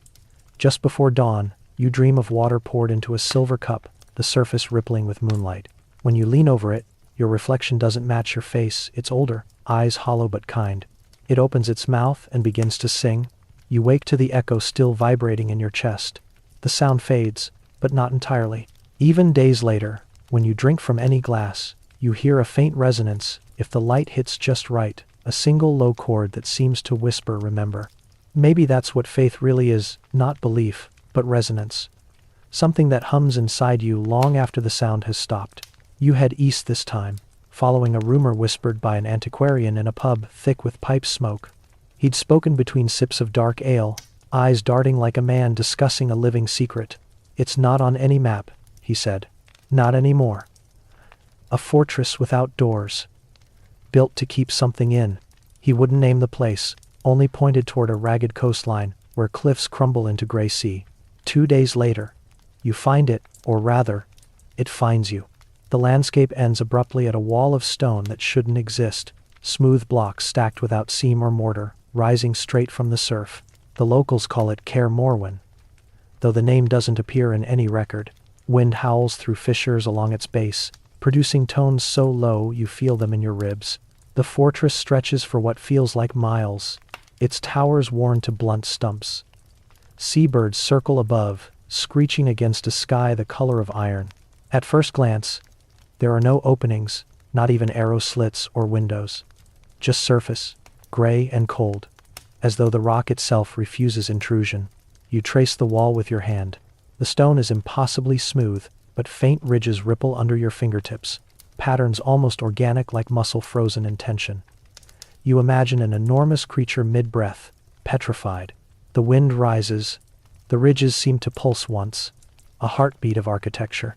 According to what little history survives, the fortress was built during the reign of King Ethelred, though some texts push it back to Roman times, or even earlier. Chroniclers disagree whether it was meant as defense or prison. The only consistent detail is this: no one has ever found an entrance, yet the structure isn't hollow. It echoes. A 12th century pilgrim wrote, "I cast my voice upon the stone, and it returned as choir." You try it yourself, speaking softly. Is anyone there? The wall answers not with repetition, but modulation. Your words come back deeper, slower, as if aged by centuries before returning. You step away quickly, pulse hammering. The mainstream explanation blames acoustics. The rock's composition, dense granite laced with quartz, could easily refract sound in peculiar ways. Some geologists proposed it was a natural formation later shaped by hand, a coincidence of geology and geometry. But that doesn't explain what explorers found beneath it. In 1836, a landslide revealed part of a buried substructure. A tunnel descending at a perfect spiral angle. The first team to enter described walls carved with unfamiliar symbols, spirals, circles intersecting, lines radiating outward like solar diagrams. They followed the tunnel for a quarter-mile before it narrowed, then abruptly ended at what looked like fused metal. When they turned to leave, their candles went out simultaneously. Only one man emerged. His beard had turned white. He never spoke again, except to mutter one phrase. It breathes. Vax, Dulder. You stand now where the tunnel once opened. Erosion has reclaimed it. Only fragments of the carvings remain, eroded into ghostly outlines. The sea crashes below, waves clawing at rock like animals trying to enter. Every impact sends vibrations through the cliff, a deep rumbling that seems to answer from within. At sunset, you set up camp inland, unable to leave. The fortress glows faintly under moonlight, as if illuminated from inside by an unseen hearth. You watch, breath held, and realize the glow pulses not steady, but rhythmic. A pattern of faint light running along the walls like veins under skin. That's the quirky tidbit explorers kept quiet for decades. The fortress glows only when unobserved. Cameras record nothing, but eyewitnesses swear by it. A geologist in 1972 compared it to bioluminescence, speculating about colonies of luminous algae trapped in microscopic cracks. But that theory failed. Samples of the rock showed no organic matter at all. You approach again at dawn. The tide has receded, revealing more of the foundation stone blocks larger than anything human hands could lift. The air feels charged, metallic. When you touch the surface, it hums faintly under your palm. You feel warmth, though the morning is cold. A legend survives in a fragmentary Breton ballad. They built the wall to silence the sea divided by PT. But the sea sang back from within. Historians still argue whether that verse references a metaphorical flood or something else, something the builders tried to contain. In the 15th century, a monk named Rainerius claimed to have deciphered inscriptions along the foundation. His translation, "Let no gate be made, for the one within opens none." The church dismissed him as mad after he sealed himself in his cell, covering the walls with salt. He died of dehydration. His lips were stained with gray dust, as if he tried to eat stone. The fortress fascinates physicists as much as theologians. Magnetic readings fluctuate wildly near its surface. Compasses spin, clocks lose seconds, then gain them back. One expedition in the 1,960 seconds recorded spikes of low-frequency sound subsonic pulses that corresponded precisely to human heartbeat range. The team's leader, Dr. Kearns, noted, "It's as if the structure is syncing with whoever stands before it. The longer you stay, the more it learns your rhythm." Read. You think about that now, as you press your hand against the wall again. It feels warmer this time, matching your own body temperature. You pull back, unsettled. The warmth fades instantly. The locals avoid the cliffs altogether. They say the fortress hums louder before storms. Fishermen swear that at night, if you anchor too close, you'll hear singing beneath the water low, wordless harmonies that seem to vibrate the hull. Those who linger too long return with ears bleeding or dreams filled with stone corridors. You sleep poorly that night. The wind moans like distant chanting. At one point, you wake certain someone's walking outside your tent. But when you peer out, there's only moonlight sliding across the fortress wall, each block gleaming briefly like scales. The next morning, you notice something impossible. Footprints in the sand leading into the wall. Bare human prints, pressed deep, ending abruptly where stone begins. No marks of return. You crouch, heart racing, and realize their fresh edges, still crisp, dew undisturbed. You know what reason demands. Wind carving illusions, shadows playing tricks. Yet part of you wonders, what if the fortress occasionally chooses an entrance, not for people to find, but for itself to remember? You decide to follow the line of prints with your fingers, tracing where they vanish. To your astonishment, your skin tingles. The surface under your hand gives slightly, soft as clay. You jerk back. The wall solidifies again, seamless. A rush of panic rises in your throat. You stumble backward, nearly falling. When you look again, the prints are gone. The sand is smooth. Only the tide moves, as if nothing ever touched it.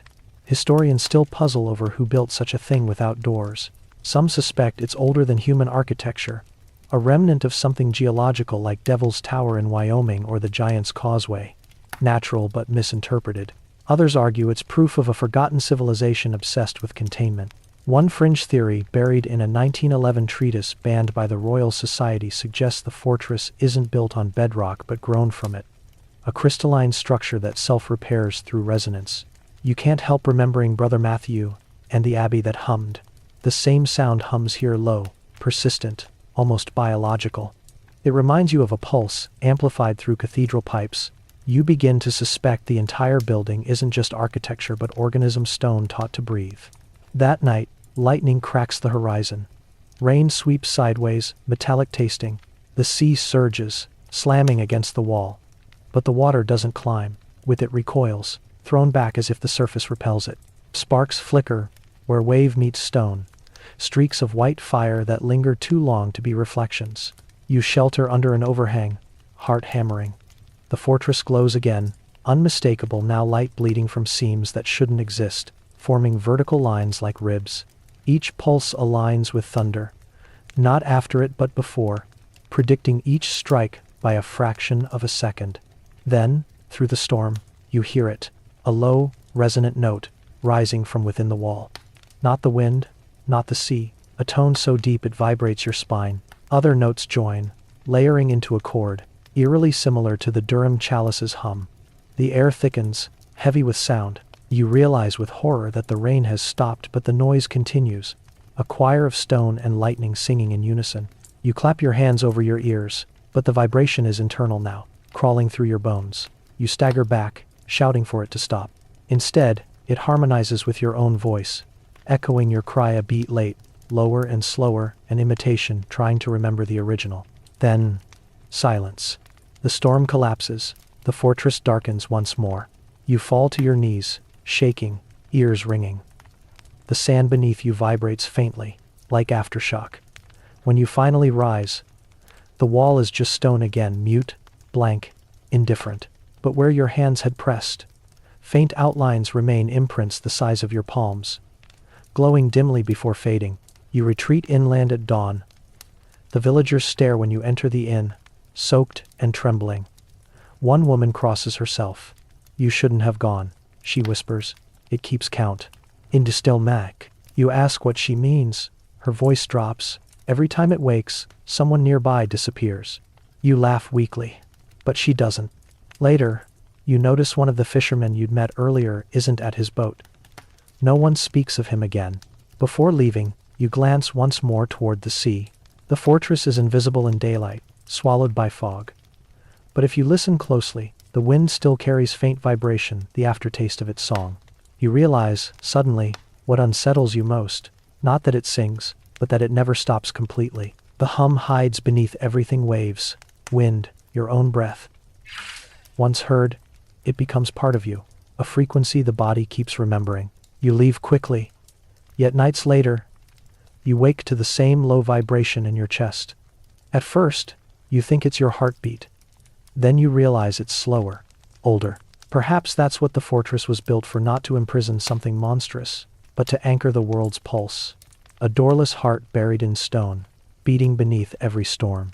The road south winds through fog thick enough to erase the horizon. Every few miles, an abandoned watchtower appears and fades again.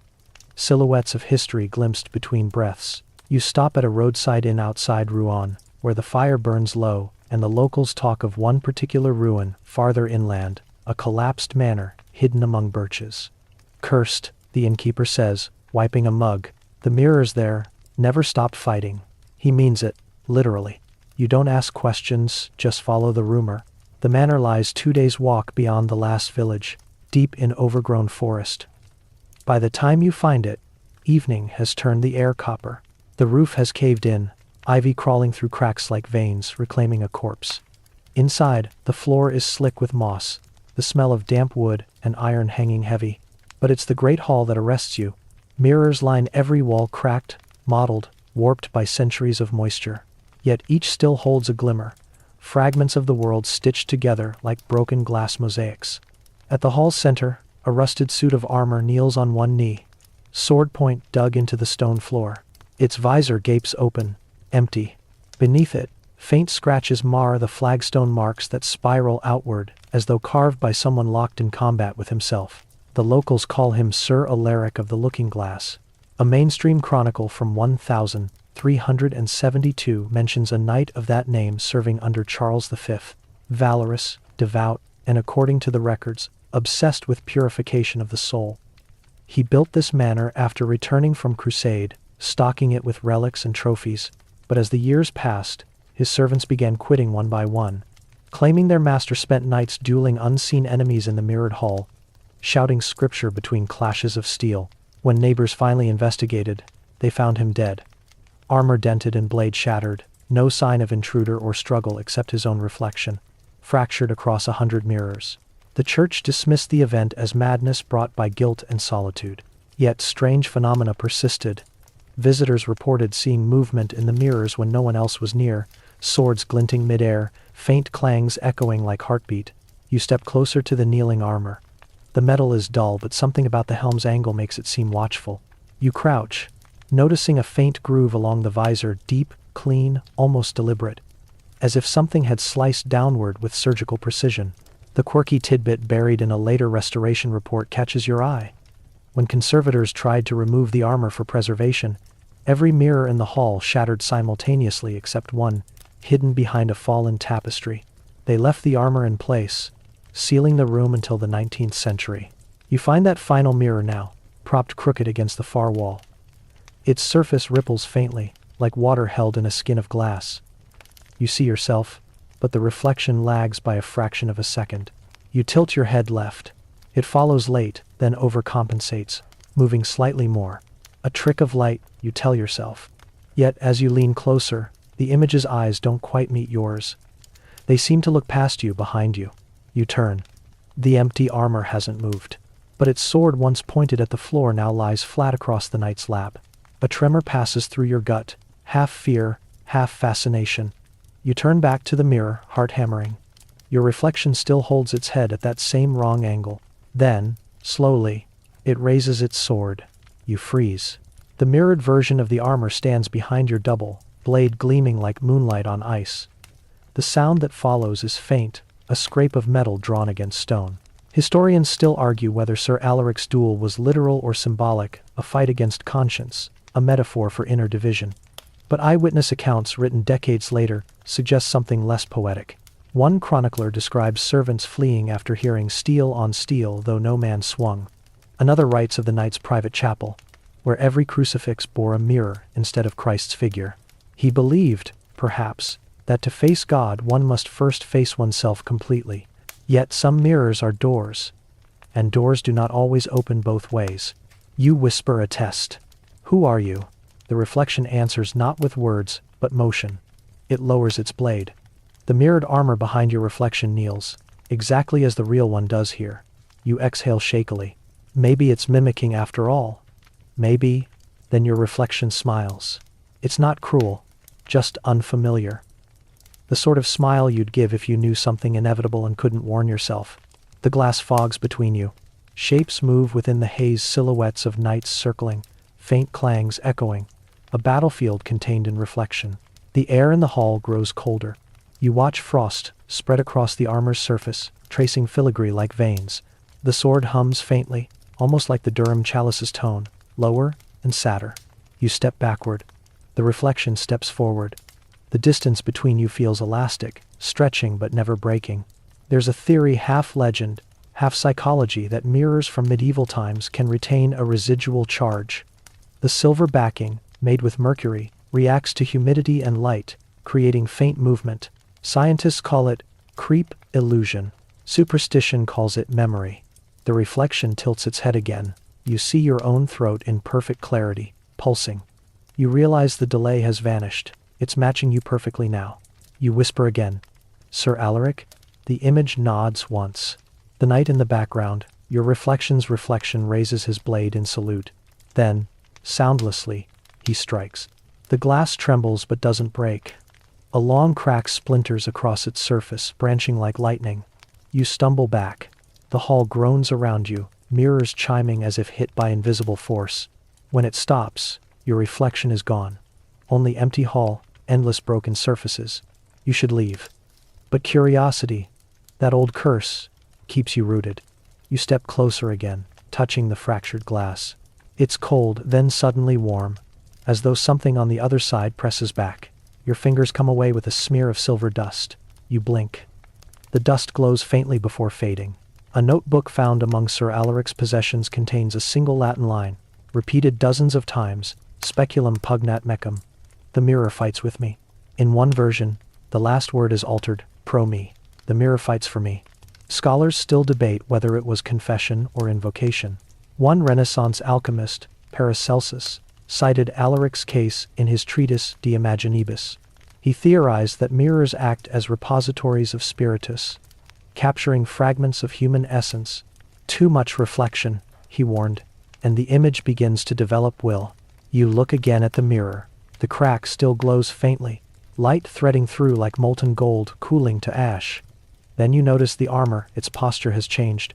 The head no longer bows, it faces you directly. The sword, too, stands upright, point angled toward your chest. You back away slowly.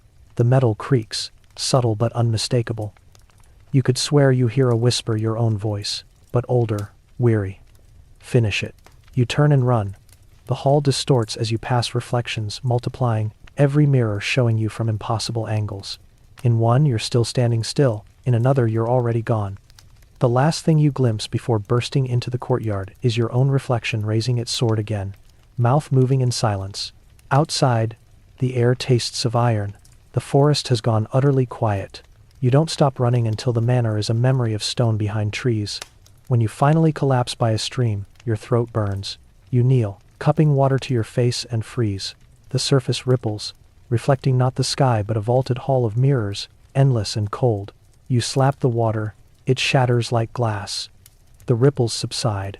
Only your reflection remains tired, trembling, eyes a little too bright. Later, you check the small hand mirror in your pack. A faint crack runs across it now, though it was intact before. You tape it shut, unwilling to look again. Historians still dispute whether Sir Alaric's legend hides allegory or anomaly.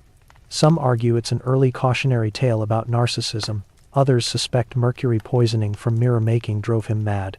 But those explanations don't account for visitors who claim to see dueling figures still trapped in the glass, or for the quiet rhythm that echoes from the manor's ruins. Every stormy night, the unmistakable clang of metal against its own shadow. Sometimes, when lightning flashes, locals say you can see the knight himself wandering the courtyard, sword drawn, searching endlessly for an opponent who knows all his moves. And if you ever stare too long into a mirror on a stormy night, they add, and see your reflection lag just a little step away. Because once it learns your rhythm, it never forgets. You leave Rouen behind. But every now and then, when brushing your teeth, or catching your reflection in a window, you catch a flicker, a hand moving a heartbeat out of sync, a smile that takes too long to fade. You blink, and it's gone. But the echo remains. Maybe Sir Alaric didn't lose to his reflection, maybe he became it. And perhaps, in moments when the light hits right, so do you. You travel south through meadows pale with mist and morning frost. Sheep graze where villages once stood, each stone wall a scar of memory.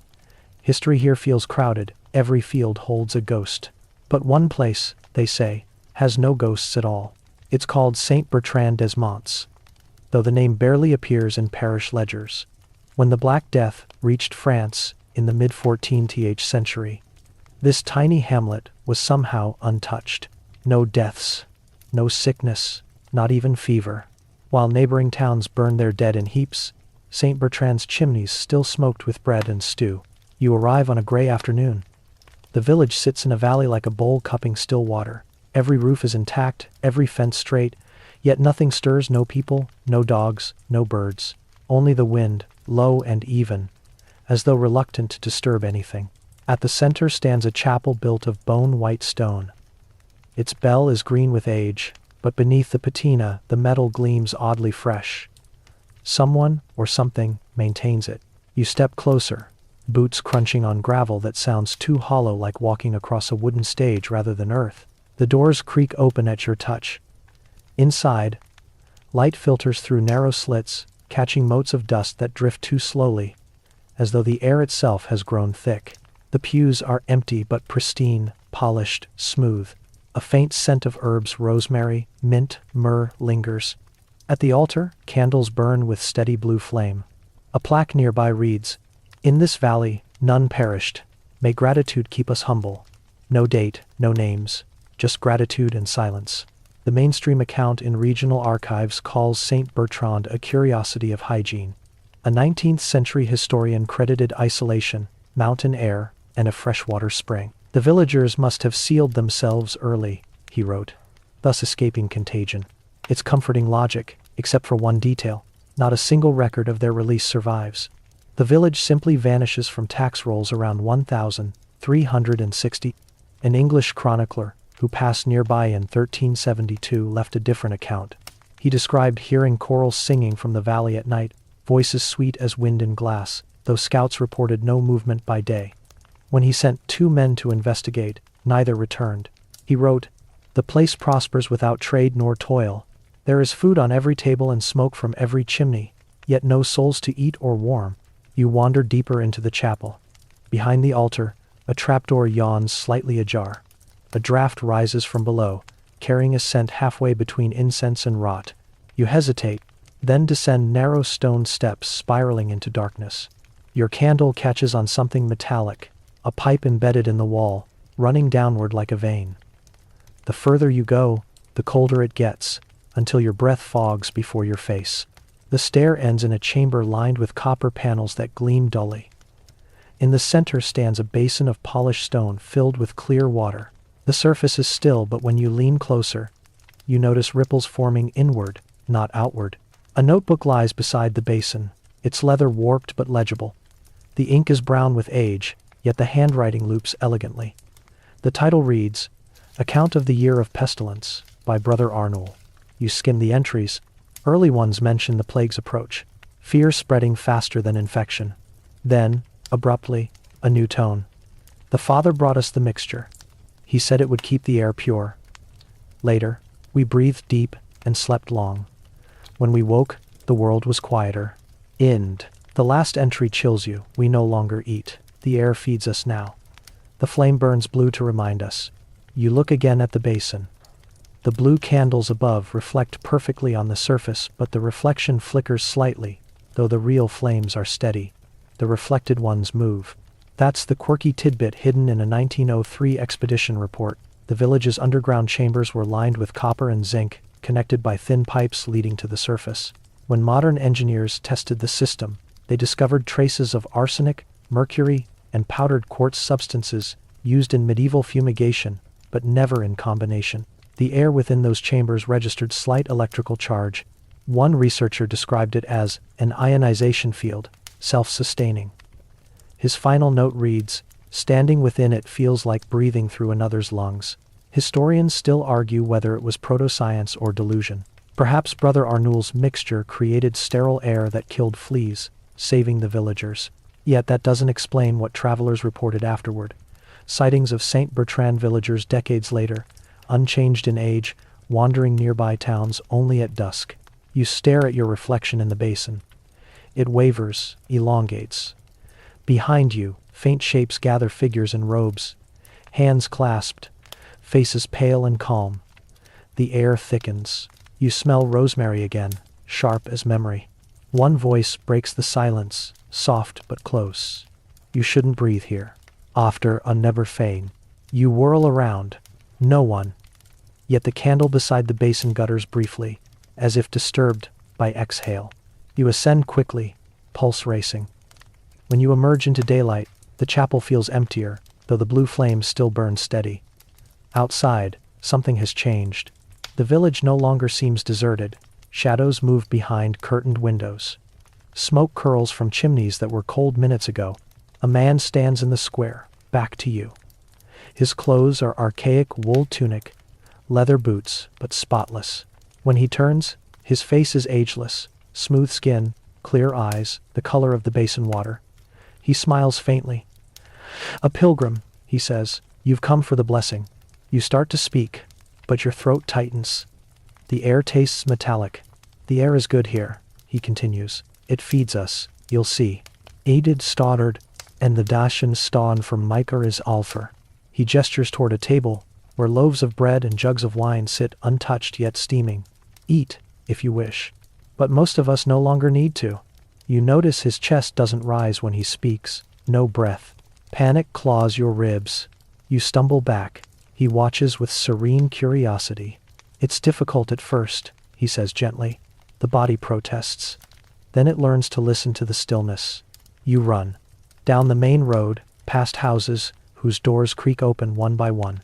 Faces appear in windows, dozens, hundreds, each identical in calm composure. None blink, none breathe. Yet every eye follows you. By the time you reach the village gate, the wind has stopped completely. The world feels vacuum-sealed. Your ears ring. You gasp for air that suddenly feels too heavy to draw. Behind you, the crowd gathers without footsteps. The man's voice drifts closer. Stay. You'll never sicken here. You stagger beyond the boundary. Instantly, air rushes back into your lungs cold, alive, violent in its freshness. You collapse to your knees, retching. When you look back, the village is gone. Only fog, smooth as marble. You crawl uphill until you find your bearings. At the ridge, you turn once more. The valley lies empty, grass unbroken. No chapel, no houses. Only faint blue glimmers flickering deep beneath the soil, like embers under ash. Centuries of scholars have tried to locate St. Bertrand again. Each expedition returns with different coordinates. Maps disagree, compasses malfunction. Yet every few years, hikers report hearing faint singing drifting from valleys at dusk, harmonies too pure to be human. In 1978, a drone survey detected heat signatures matching the outline of a buried settlement. When archaeologists excavated, they found perfect stone foundations, untouched skeletons seated upright in pews. Each skull contained trace elements of mercury and arsenic, but the bones themselves showed no decay. Even stranger, the air pockets inside the chapel ruins still held measurable oxygen, unnaturally pure. The lead researcher, Dr. Menard, wrote in her report, "It is as though time preserved, not life, but the conditions necessary for life forever waiting to resume." 3 weeks later, her entire team was hospitalized with respiratory failure. All recovered except Dr. Menard. Her lungs collapsed without infection or injury, leaving doctors baffled. The tissue analysis described complete absence of cellular oxidation, lungs that forgot how to breathe. Bruno will, on the come out degraded. You think of the man's words. The air is good here. That night, camped miles away, you dream of the village again. But this time, you walk among its people. They smile, serene, blue light shining faintly beneath their skin like veins of quartz. One offers you his hand. "Don't breathe," he whispers. "Just listen." You wake gasping. Your breath sounds too loud, almost obscene. The air tastes of rosemary. Historians still debate whether St. Bertrand was miracle or massacre.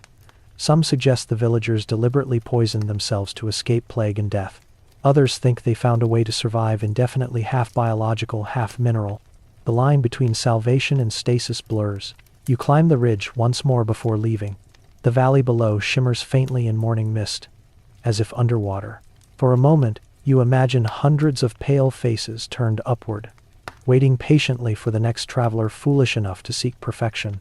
Perhaps that's what prosperity meant here, not wealth or health, but permanence. The plague couldn't kill what had already forgotten how to die.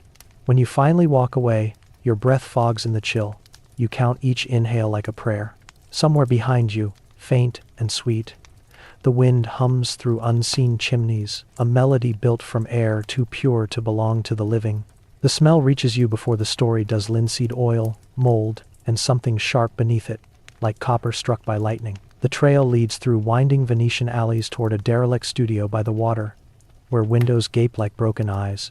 The sign above the door has long since peeled away, but the locals still whisper the name: Lucien Devar, the painter who captured eternity and then vanished inside it. The workshop stands 3 stories high, leaning dangerously over the canal. Inside, dust lies thick enough to mute your footsteps. Canvases lean against the walls like forgotten doors. Even after centuries, colors gleam through the grime reds that still pulse faintly. Blues so deep, they seem to drink the light. According to guild records, Lucien lived here in the late 1500s. though some claim he never truly died. His portraits were unrivaled in their vitality. Patrons swore they saw his subjects' eyes follow them home, expressions changing subtly each day. The Doge himself commissioned a self-portrait from Lucian I, never displayed and later destroyed under mysterious circumstances. The mainstream account reads like parable. Genius driven mad by his own ambition, he experimented with new pigments, earths from graves. One rival wrote until his skin took on their hues. But the deeper tale, the one the archivists whisper behind closed shelves, insists those pigments weren't mere minerals. They were living. You brush dust from a canvas half covered by a drop cloth. Beneath it, a woman gazes out, half her face luminous, half swallowed by shadow. Her eyes seem wet, as if painted a moment ago. A faint shimmer moves across them, like breath fogging glass. A scrap of parchment pinned to the frame reads, "No varnish required, the work preserves itself." That phrase appears again and again in Lucian's notes, scattered across museums and private collections. One sheet, preserved in the Academia, details his obsession with permanence. "Paint decays because it forgets the light it saw," he wrote. "I will teach it to remember." His experiments began with ordinary materials: lapis for blue, cinnabar for red, verdigris for green. But something changed after his visit to the plague island of Poveglia in 1576. There, amid mass graves, he claimed to find a powder of strange luster. He mixed it with oil and discovered it moved on its own, as though eager for canvas. Now, firstly 9. The quirky tidbit buried in a 19th century inventory reveals that small flakes of Lucian's paint samples emitted faint warmth when exposed to moonlight. Chemists later found traces of arsenic, mercury, and most curiously, hemoglobin. Historians still argue whether he literally used human blood or merely symbolic language. But when restorers cleaned his portrait of the novice in 1921, they found microscopic human cells embedded in the pigment cells that showed no decay. The red layer, when scraped, bled. You step closer to another painting. A boy sits beside a window, hands clasped around a toy bird. At first, the colors seem ordinary, muted, Renaissance restraint. But as you stare, the shadows under his eyes deepen. The toy twitches. You blink hard, but the illusion lingers. Something shifts in the room. The air thickens, carrying the faint scent of rot, masked by oil. You glance around. Every portrait now seems to lean subtly forward, as if listening. A tattered notebook rests on a nearby table. Its cover is slick with age. The page is brittle but legible. The first lines tremble with excitement. At last, the tincture holds the light. It hums at dusk like a captive Sunday. Later pages darken into confession. They sleep until watched. I must not look too long, or they stir. The final entry reads, "The paint remembers." It begins to ask for more. Weiss. You find the palette itself lying on a stool, a wooden oval smeared with colors still moist to touch. That shouldn't be possible. You test the edge of a dried streak. It glistens like honey, tacky beneath your finger. A faint warmth pulses through it. The studio window rattles. Water laps against the foundation, though the tide outside is calm. You sense vibration. Faint but rhythmic heartbeat tempo. The canvases seem to quiver in sympathy. In 1601, a Dominican friar named Matteo da Re claimed to witness one of Lucian's final sittings. The painter was working on a self-portrait. He whispered to the mirror as to a lover, Matteo wrote. And when he finished, the reflection in the mirror did not match his own face. It smiled still when he did not. That night, Lucian disappeared. The next morning, the servants found his clothes folded neatly beside the easel, and on the canvas, his likeness, eyes closed, lips faintly curved. The paint on his face was still wet. When they touched it, they swore it was warm. The church seized the painting, calling it heretical, and sealed it away. Yet travelers in Venice soon reported glimpsing Lucian on balconies, unchanged in age, face powdered like marble dust. You stand in his ruined studio centuries later, surrounded by ghosts that never needed resurrection. The air hums again, a low vibration, like the fortress walls you once touched. On the largest canvas, half shrouded by fabric, movement ripples beneath layers of paint. A handprint bulges outward from within, pressing against the surface before fading. Your throat goes dry. You whisper, "Lucian?" In the Sachin from Minion to Scaper Stale, the light dims, though clouds haven't moved. The air smells of wet clay and old copper. A whisper answers not from outside, but from every canvas at once. Light must live. You gave it breath. You stumble backward, knocking over a jar. It spills something dark, metallic. It doesn't spread, it crawls, veins of shimmering red threading toward your shoe. You kick it away. Droplets scatter across the floor, each one forming a tiny reflection of your face, mouth open in horror. You flee into the alley, lungs burning. The canal water glows faintly where droplets fall in. When you glance back through the broken window, the studio pulses with dim light, as though hundreds of eyes blinked open in the dark. Historians still debate Lucien's fate. Some believe he succumbed to mercury poisoning, his hallucinations immortalized on canvas. Others think he discovered a biochemical pigment that interacted with heat and motion. But every surviving painting has one inexplicable trait. If sealed in darkness, its colors fade completely, turning blank. Yet once exposed to light, the image reappears slightly changed. In 1963, a restorer testing one of Lucien's smaller works left it overnight in pitch black. The next morning, the canvas was empty except for faint fingerprints in dried crimson. Over the following week, the painting returned, only now it showed the restorer herself, asleep at her desk. After that, museums refused to exhibit Lucien's works uncovered. They're kept in climate-controlled vaults, each sealed in opaque casings. Even then, guards report sounds of gentle scratching from inside, like brushes on canvas. You can't help thinking of that phrase from his notebook, "The paint remembers." Perhaps he meant it literally, that each pigment carries a trace of what it once touched, mineral, bone, flesh, or light. Painting, then, isn't creation but resurrection, calling something back into form. A week later, you visit the Academia archives to see one more piece. A tiny self-portrait, rumored to be the last. It's kept under triple glass, displayed only for scholars. When they unveil it, your breath catches. Lucien's face stares out pale, eyes gold-flecked, expression unreadable. The curator explains that no matter where you stand, the eyes seem to look directly at you. Optical illusion, he says. But you notice something else. Faint motion in the pupils, as though reflections shift even when lights stay still. You lean closer. The surface is flawless, yet under magnification, tiny cracks reveal movement, microscopic, but real. Pigment crawling in slow lines, rearranging itself like cells dividing. The curator laughs nervously. Heat expansion, he says. You both know it isn't. That night, as you pack to leave Venice, your hands still smell faintly of linseed oil. You scrub them raw, but the scent lingers. Under lamplight, your skin gleams faintly, an unnatural warmth, like paint that hasn't quite dried. When you close your eyes, you see Lucien's studio again, each canvas breathing softly in rhythm. You hear a whisper, half inside, half outside your skull, "Do not forget the light." You wake to find a smear of color on your pillow, deep ultramarine. It glows faintly in darkness. Historians still call Lucien de Var a myth. Yet sometimes, restorers in Venice find fingerprints beneath varnish that don't match any known handprints that appear between inspections, fresh as the day they were made. You wonder if he's still painting somewhere, brush in hand, trapped between pigment and flesh, or if, each time someone gazes too long at his work, the canvas takes a little more of them in exchange. The next time you pass a gallery window after dark, you catch your reflection faintly tinted blue, eyes glimmering like wet paint. Maybe it's imagination. Maybe it's beginning. You leave the coast behind, traveling inland along a narrow Roman road, so overgrown, it feels more like a memory of a road.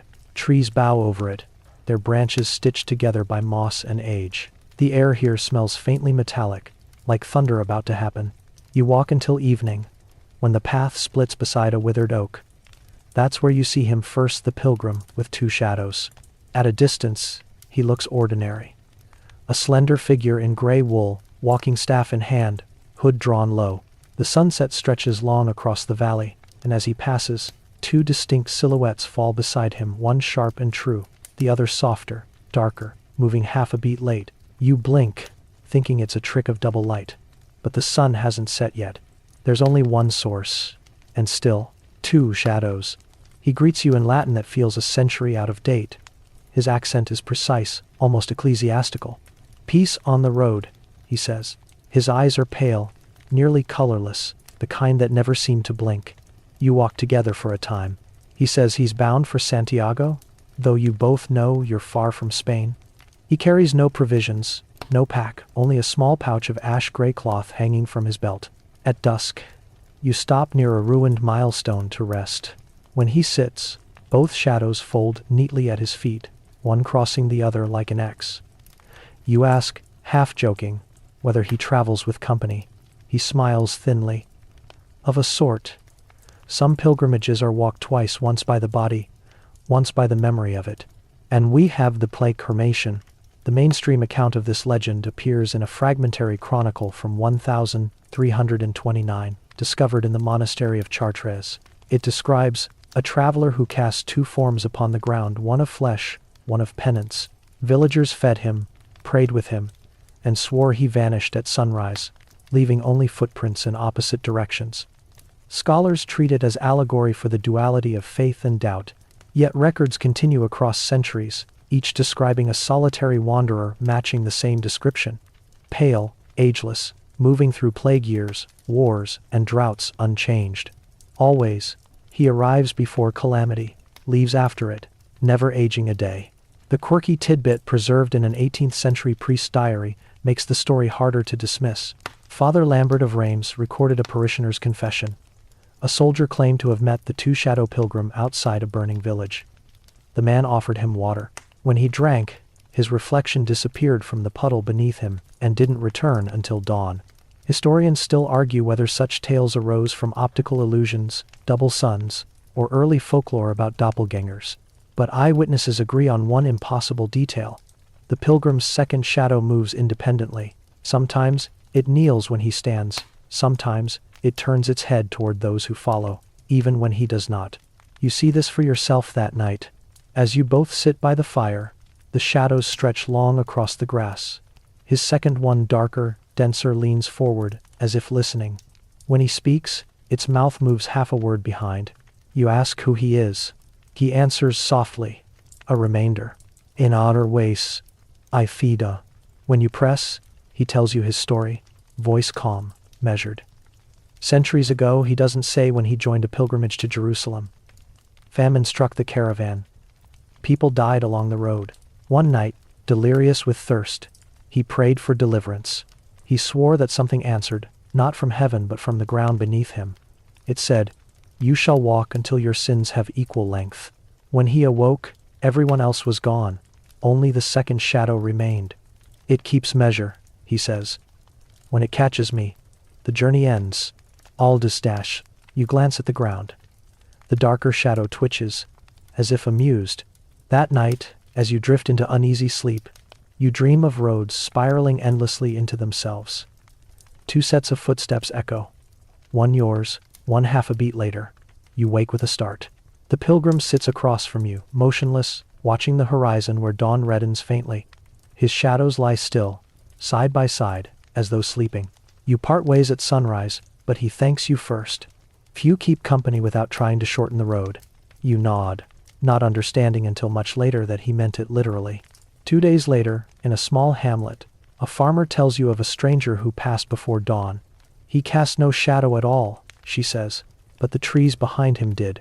That evening you camp alone. The wind rises, carrying faint, singing low and rhythmic, like psalms sung underwater. You turn toward it and see a long shadow stretching ahead of you, even though the moon is hidden. When you move, it doesn't. Another shape forms beside it, smaller, darker, catching up inch by inch. Your pulse quickens. You whisper, "Is that you?" The shadows overlap. For a moment you see them merge, then separate again. In the morning, both are gone. You hurry onward, but the air feels heavier, your footsteps echoing oddly out of sync. When you stop, there's a faint delay before the sound stops too, as if someone else stopped just after you did. The next town is built around an ancient church whose bell hasn't rung in generations. The priest, an old man with eyes like pale glass, tells you a story while refilling your flask. He came here too, he says. The one who walks with his penance. The priest claims the pilgrim arrived during a famine centuries ago, bringing a single loaf of bread that fed the entire village. We asked him to stay, the priest says, smiling sadly, But he said the road wasn't done with him. Only when his other half forgives him will he rest. You ask what sin required such a journey. The priest shrugs. Perhaps the same one we all share, the one of forgetting. No defensive section. Later, you step outside and notice the church's stained glass casting twin silhouettes across the floor. One yours, one slightly darker. The sun passes behind a cloud, and the second shadow fades. Historians still debate whether the pilgrim with two shadows represents guilt or grace. Theologians favor the symbolic view, one shadow for flesh, one for spirit, forever out of step. But folklore scholars have found something stranger. Across Europe, dozens of pilgrims' badges from the 14th and 15th centuries depict a man walking beside a darker outline carved into the metal itself, as though stamped with twin figures. Some badges, when polished under infrared light, reveal etched words invisible to the naked eye. Non es alum, not alone. You keep walking west, but the sense of company never leaves you. Every sunset, you glance down and half expect to see that second shadow, lagging just behind. One evening, you do. It stretches beside you across a ruined bridge, precise and crisp despite the fading light. You stop. It stops. But when you turn to face the sun, it remains visible, impossible. The air trembles faintly, humming at a pitch between hearing and thought. The shadow lifts its arm. So do you. For a moment, perfect harmony. Then, abruptly, it waves a gesture that's not yours. You stumble backward, heart pounding. The shadow smiles, or rather, the space it occupies curves upward, distorting the dust like a grin. Then it steps toward you. You run, stumbling across loose stones. But the sound of your own footsteps doubles. One beat behind, steady, tireless. The path twists through forest, twilight thickening, until the trees dissolve into silhouettes. Finally, breath ragged, you collapse beside a stream. Moonlight breaks through clouds, and you see only your own shadow now, trembling on the water. Relief floods you until you realize the reflection in the water casts two. One reaches upward, the other stays still. You plunge your hand into the stream to scatter it. The water chills instantly, turning black around your fingers. When you pull them free, frost clings to your skin. You travel no farther that night. When dawn comes, the frost has vanished, but the ground around your bedroll is damp, as though someone stood beside you all night. Years later, in a monastery near Tours, you find an unfinished manuscript titled De Gemino Umbra, of the Twin Shadow. The anonymous author writes, "Those who carry more past than future are followed by themselves." The second form is the memory that refuses to fade. When it overtakes the body, both vanish. No ending, no signature. You close the manuscript and notice faint stains on the margin, shaped like footprints dried in dust. Two sets. When you leave, the afternoon sun stretches your outline long across the cloister wall. Another shadow overlaps it for a heartbeat, then melts away into the light. Perhaps the pilgrim still walks somewhere between step and echo, carrying the weight of every traveler who ever left a piece of themselves behind. And perhaps, one day, when your own shadow hesitates a moment too long before following, you'll know he's caught up at last. You find the library by accident, or maybe it finds you. A storm drives you from the road into the outskirts of an unnamed French town, where narrow alleys twist like inked lines gone wrong. The rain comes sideways, cold as sleet, and you take shelter beneath a stone archway, marked only by an iron key hanging from a chain. Below it, a plaque half erased by moss. Bibliotheca Memoriae. Inside, the air is still and dry, impossibly so. Dust motes hang unmoving, suspended like stars in amber. Shelves rise into darkness, ladders leaning against them at impossible angles, and the smell of parchment and ozone fills your lungs. A single lamp burns on a high desk, illuminating a figure in a long coat, hair silver as cobweb. He looks up as you enter, as if he's been waiting. "You're early," he says. His voice is calm, courteous, and terrifyingly certain. "Or, perhaps I'm late again. You ask if the library is open." "Always," he replies, though rarely to the present. Many resuming morm presentation any tarry packing resuming. He gestures for you to follow, leading you between aisles, where books hum faintly in almost electrical vibration you can feel in your teeth. Every spine is unlabeled, the titles written only on their edges, in shifting script that rearranges itself as you glance away. He stops before a table piled high with journals. "This is the archive of tomorrows," he says. "We catalog them when they arrive." You think he's joking, until you open one. The ink is still wet. The entry is dated tomorrow. It describes you. The walk through the storm, the archway, even this exact conversation. You flip the page in disbelief, and the next entry begins to form as you read, words bleeding through the paper from nowhere. The mainstream records, what little there are, speak of a scholar named Etienne Charot, head librarian of the Royal Archives in the 1672nd. A genius, said his peers, cursed by foresight. In his journals, now mostly lost, he claimed to receive books from the future, treatises, poems, entire histories written by authors unborn. He predicted the death of Louis XIV 20 years early, and the eruption of Krakatoa a century later. His peers dismissed him as mad. In 1689, he vanished, leaving behind a sealed wing of the library no one could reopen. But the rumor persisted. Sometimes, on stormy nights, the locked doors swing open, and inside the air smells faintly of rain and burnt paper. The quirky tidbit buried in municipal archives notes that in 1912, during renovations, workers broke through a wall in that same wing and found a table piled with journals, all dated 1913 to 1939. None of those years had happened yet. The papers were photographed, then lost in a warehouse fire. Historians still argue whether the prophecies were coincidence or elaborate hoax, but one surviving photograph shows the first page of a journal titled Chronique du Silence. In faded ink, "This war ends twice, but peace ends only once. Made compend of savor, for that is." You glance now at the man before you, the so-called librarian, and realize his hands are ink-stained to the wrists.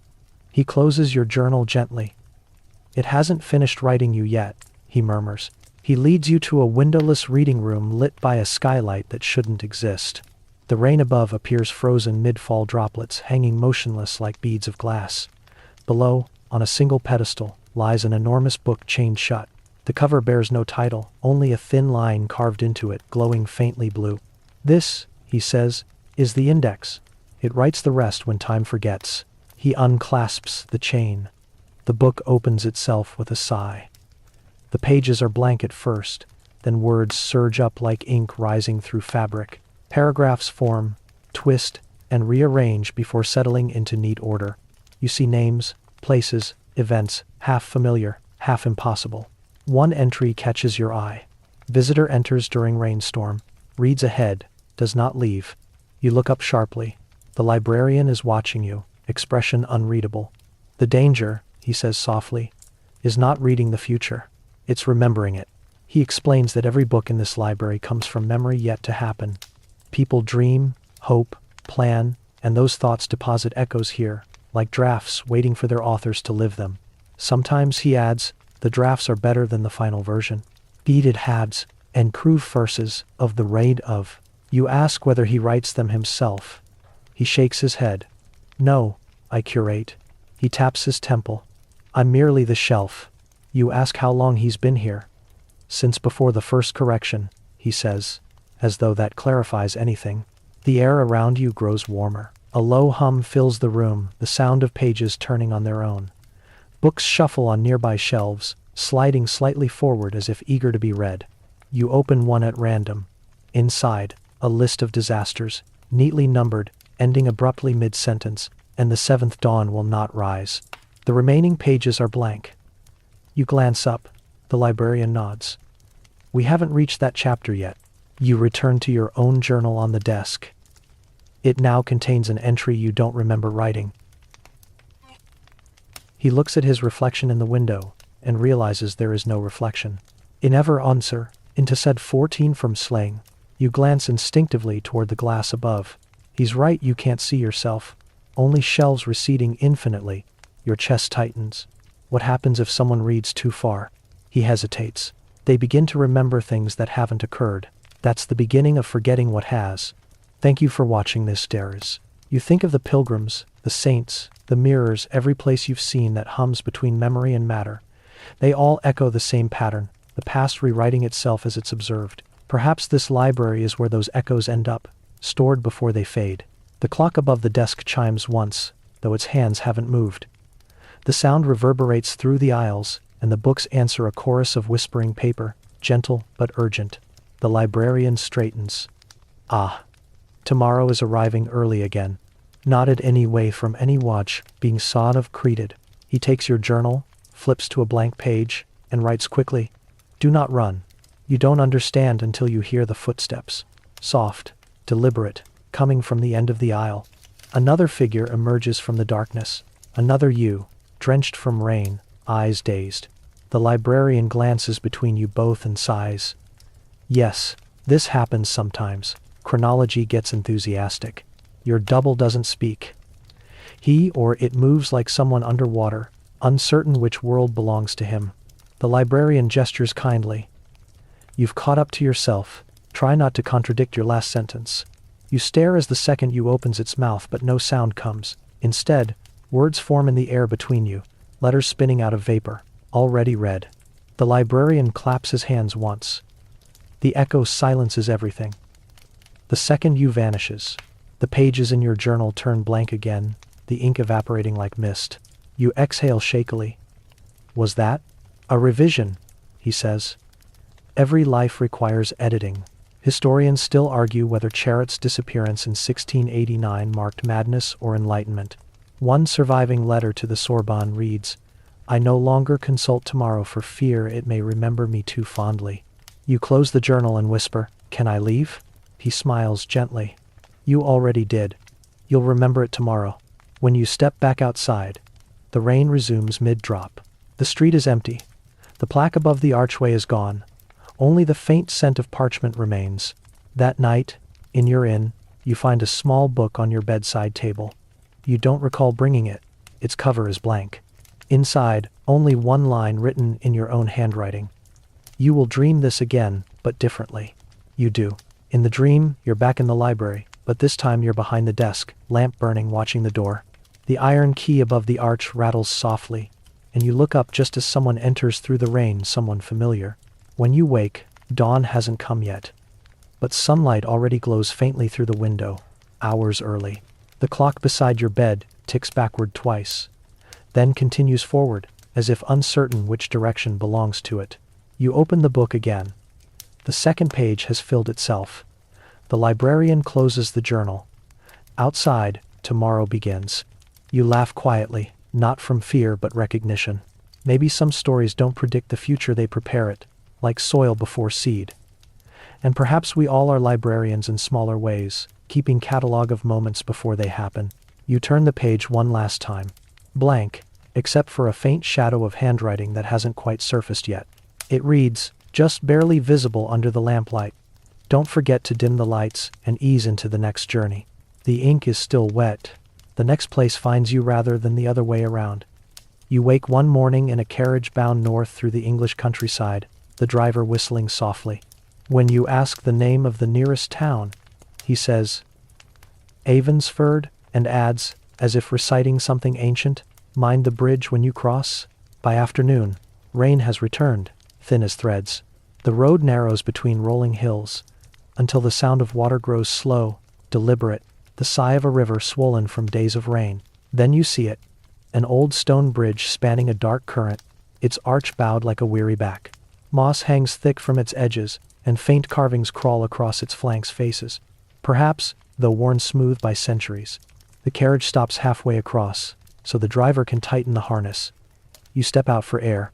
The rain has slowed to mist, but beneath it, the river moves with unsettling rhythm, not rushing, not still, but pulsing, as if some vast creature beneath the surface were breathing. The bridge's name is St. Elwin's Span, though locals simply call it the Sleeper. Built in the 1100s, rebuilt 3 times since, it carries little traffic now, just farmers, wanderers, and, sometimes, the curious.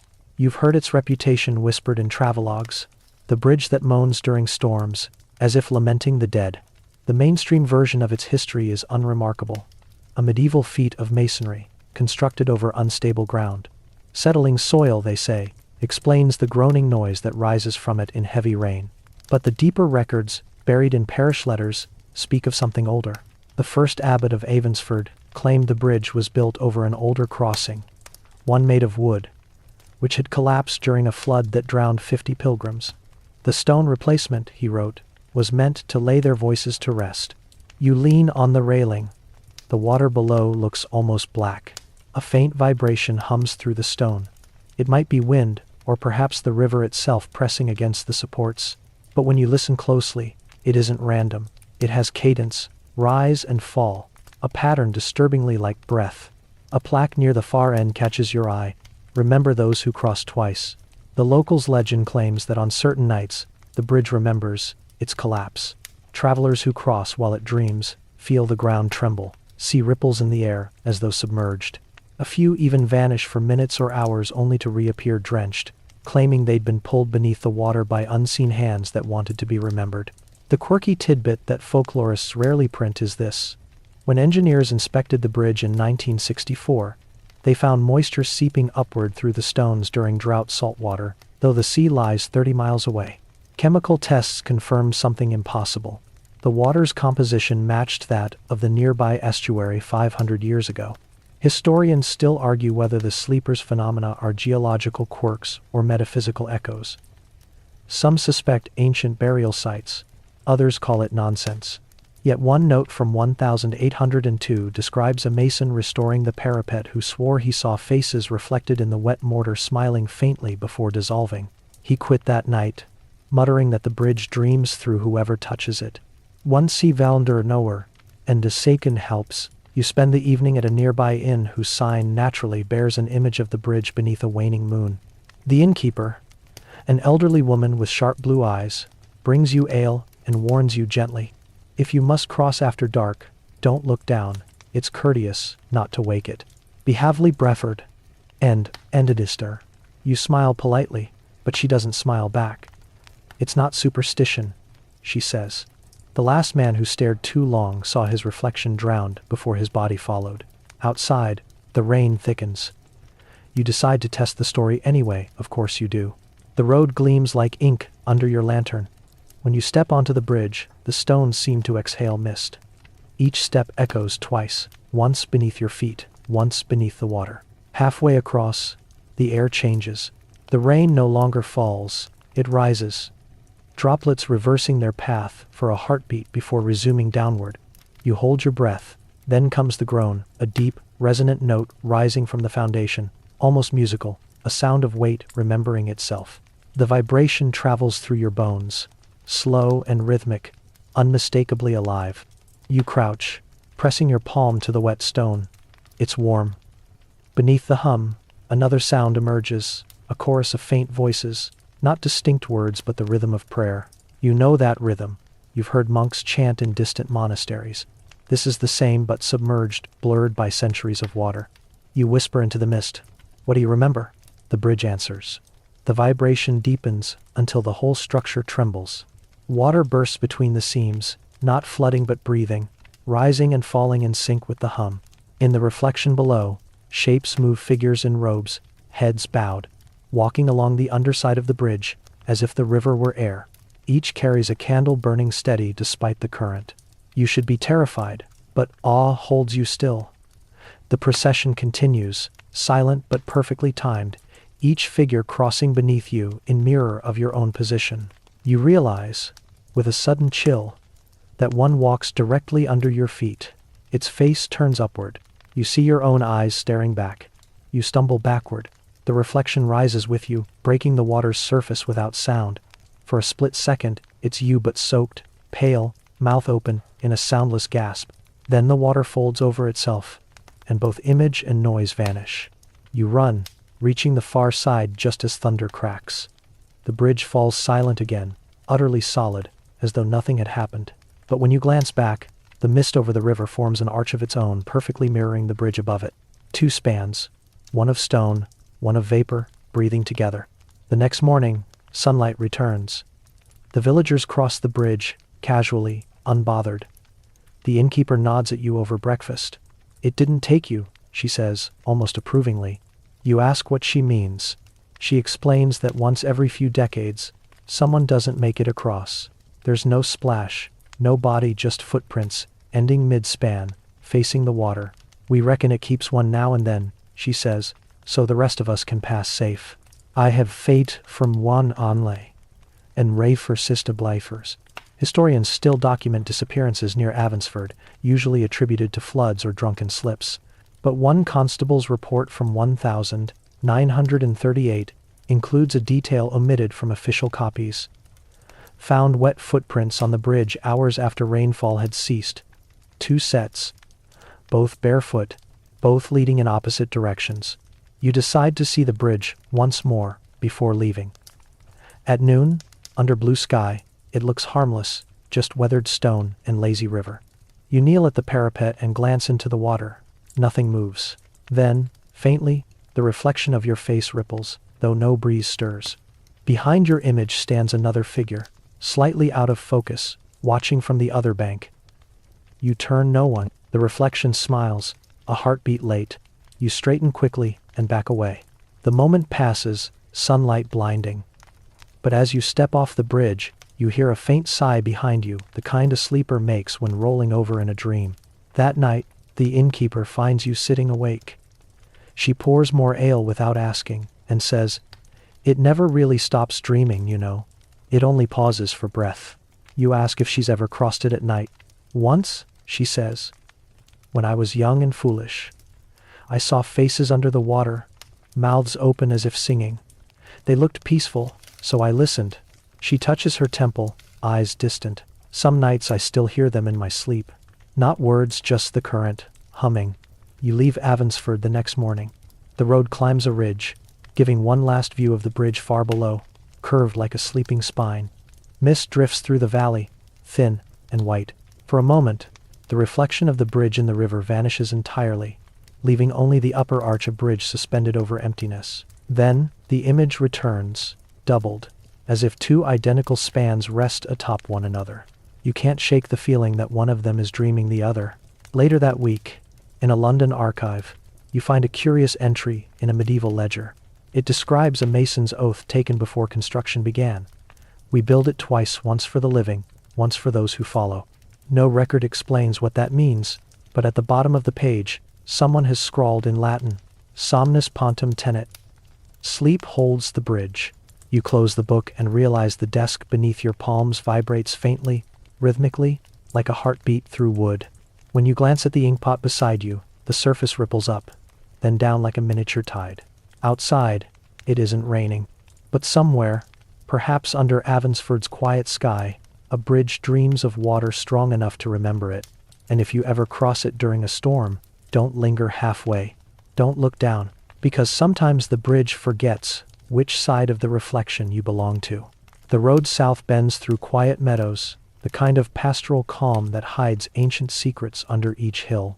Shepherds wave, the wind smells of clover and damp stone, and for a while the world feels ordinary again, until the horizon sharpens into a jagged outline of towers.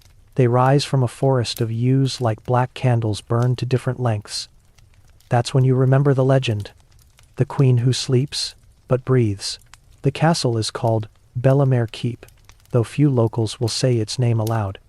They refer to it only as her rest.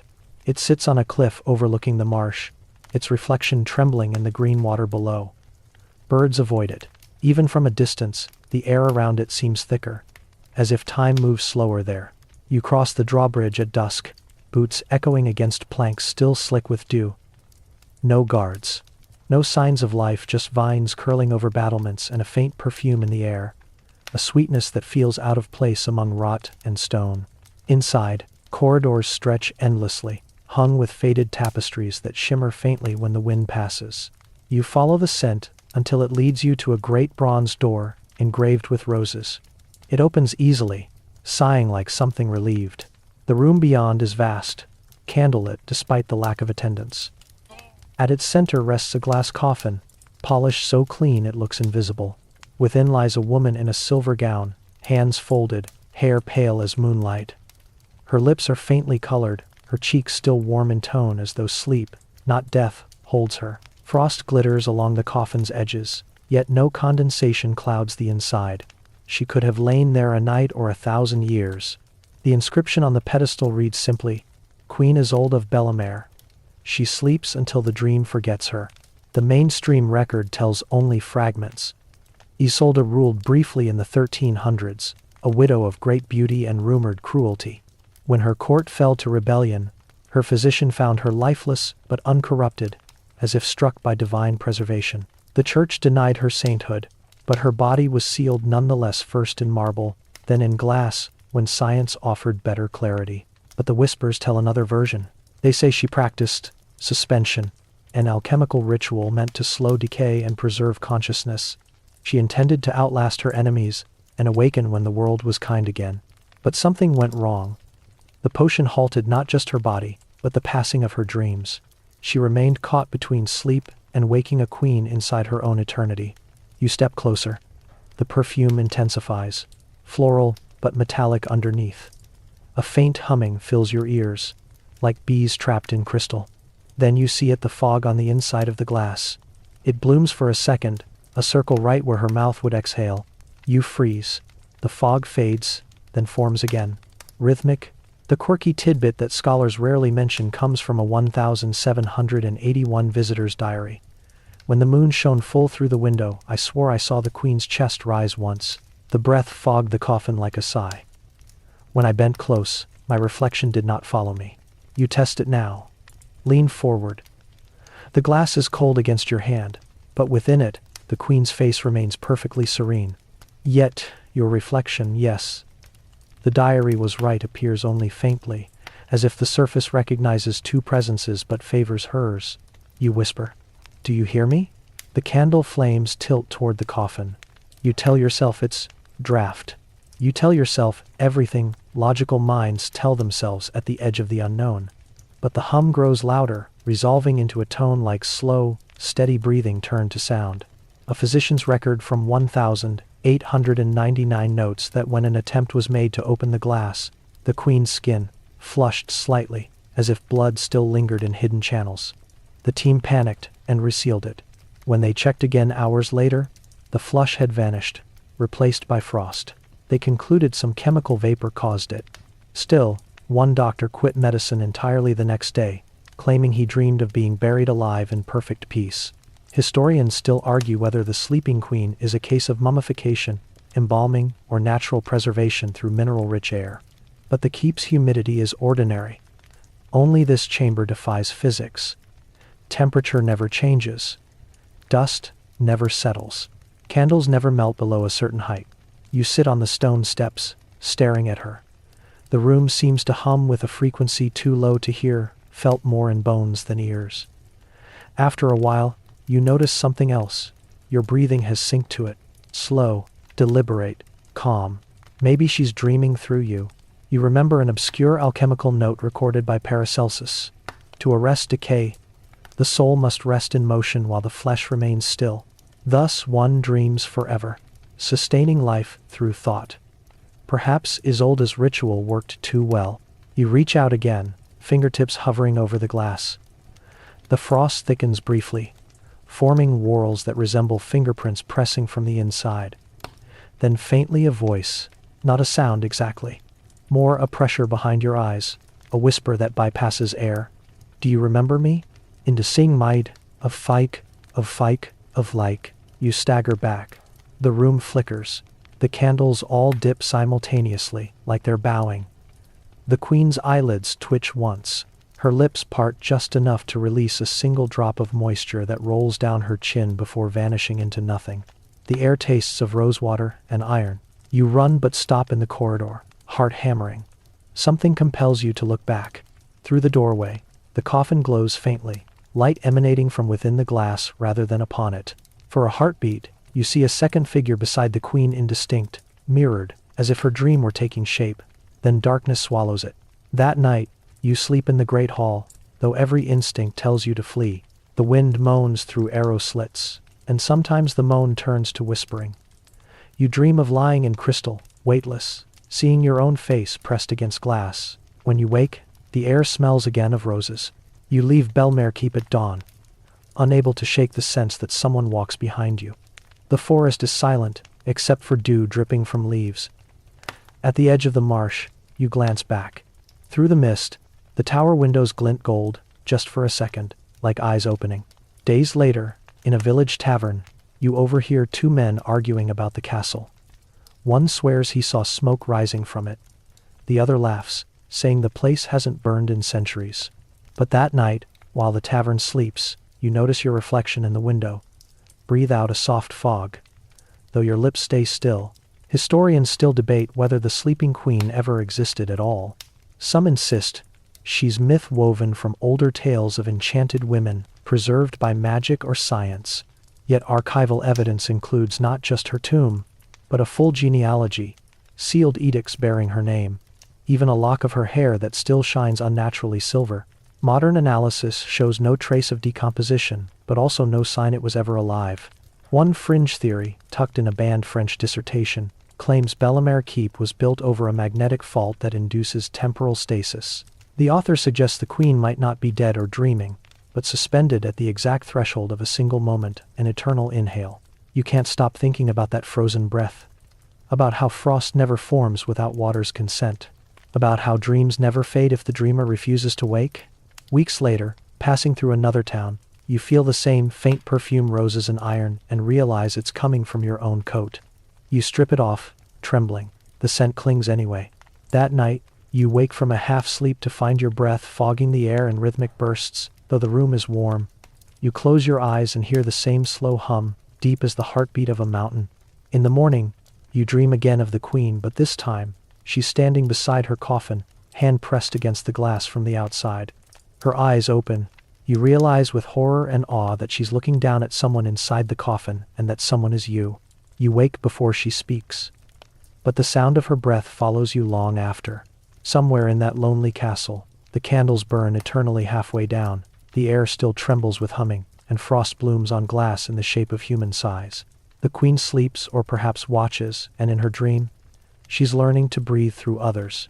Mist curls like smoke around the prow of the ferry, as it noses toward a scatter of rocks barely visible through the fog. The sea here is unnervingly calm, like glass stretched over something waiting beneath. You ask the captain if anyone still lives out there. He spits into the water and mutters, "Not since the bells began." The island has no official name on maritime charts anymore. Older maps call it Street Beulah's. A monastery once crowned its highest hill, famed for its bells that rang each dawn and dusk, a sound said to travel farther than any storm. But the abbey sank, they say, after the sea took offense. That should have been the end. Yet on certain nights, especially when fog clings to the waves, the bells ring again clear as ever, echoing across miles of open water. You hear them before you see land, 3 tones, low, higher, then lower again. The sound is too precise to be mere wind through rock, too melodic to belong to any machinery. It vibrates through your bones, gentle but insistent, and the captain visibly pales. "It's welcoming us," he whispers, as if that were bad news. When the island finally emerges from fog, it seems made of memory-broken arches, tumbled walls, and seagrass waving through what used to be cloisters. A single bell tower remains half-standing, leaning like a giant tuning fork. Beneath it, dark water laps against blackened stone. The captain refuses to dock. You wade ashore instead, the chill biting through your boots. The sand here is fine and gray, littered with tiny glass beads. They chime faintly when waves retreat, as if singing. When you kneel to touch them, you realize they're fragments of bell metal, oxidized, fused with salt. The sound they make isn't random. Each piece vibrates at a slightly different pitch, together forming chords that feel deliberate. You climb toward the ruins. The air grows denser with every step. The ringing fades, replaced by an almost subsonic hum that makes your teeth ache. At the summit, the remains of the abbey stretch in broken geometry, columns tilting at impossible angles like they're frozen mid-collapse. The main tower still holds a single bell, enormous, cracked down the middle. Through that fissure, wind sighs gently, coaxing a tone as mournful as human breath. The mainstream explanation, repeated in academic journals, attributes the phenomenon to acoustic resonance. Wind tunnels through caverns below the island, amplifying natural frequencies until they sound like bells. Simple physics, they say. Yet no one has ever located the supposed caverns, and sound recordings taken by expeditions never match what visitors hear in person. You walk beneath the tower's shadow, tracing the grooves etched into the bell's bronze surface. The carvings depict waves curling into hands, grasping at stars. A Latin inscription runs along the rim, sonant quia cadunt, They ring because they fall. The sainted might know, Forty said. Commendably hind. A journal found in 1623 by a Jesuit traveler tells a different story. He wrote that the monks of Street Beulahs discovered a mineral vein beneath the abbey that sang when struck with iron. They used it to forge their bells, believing its resonance drew angels closer. For decades, the sound blessed harvests and calmed storms. But one winter, the bells rang without human touch, for 7 days straight. When they finally stopped, the sea rose higher than any living memory and swallowed half the island. The surviving monks fled, leaving behind the largest bell, too heavy to move. A year later, ships passing nearby reported hearing it toll from beneath the water. The quirky tidbit buried in a 1,932nd salvage report is this. Divers sent to investigate the submerged abbey found the water vibrating. Their instruments registered rhythmic pressure waves, equivalent to low-frequency sound. One diver described it as hearing through your skin.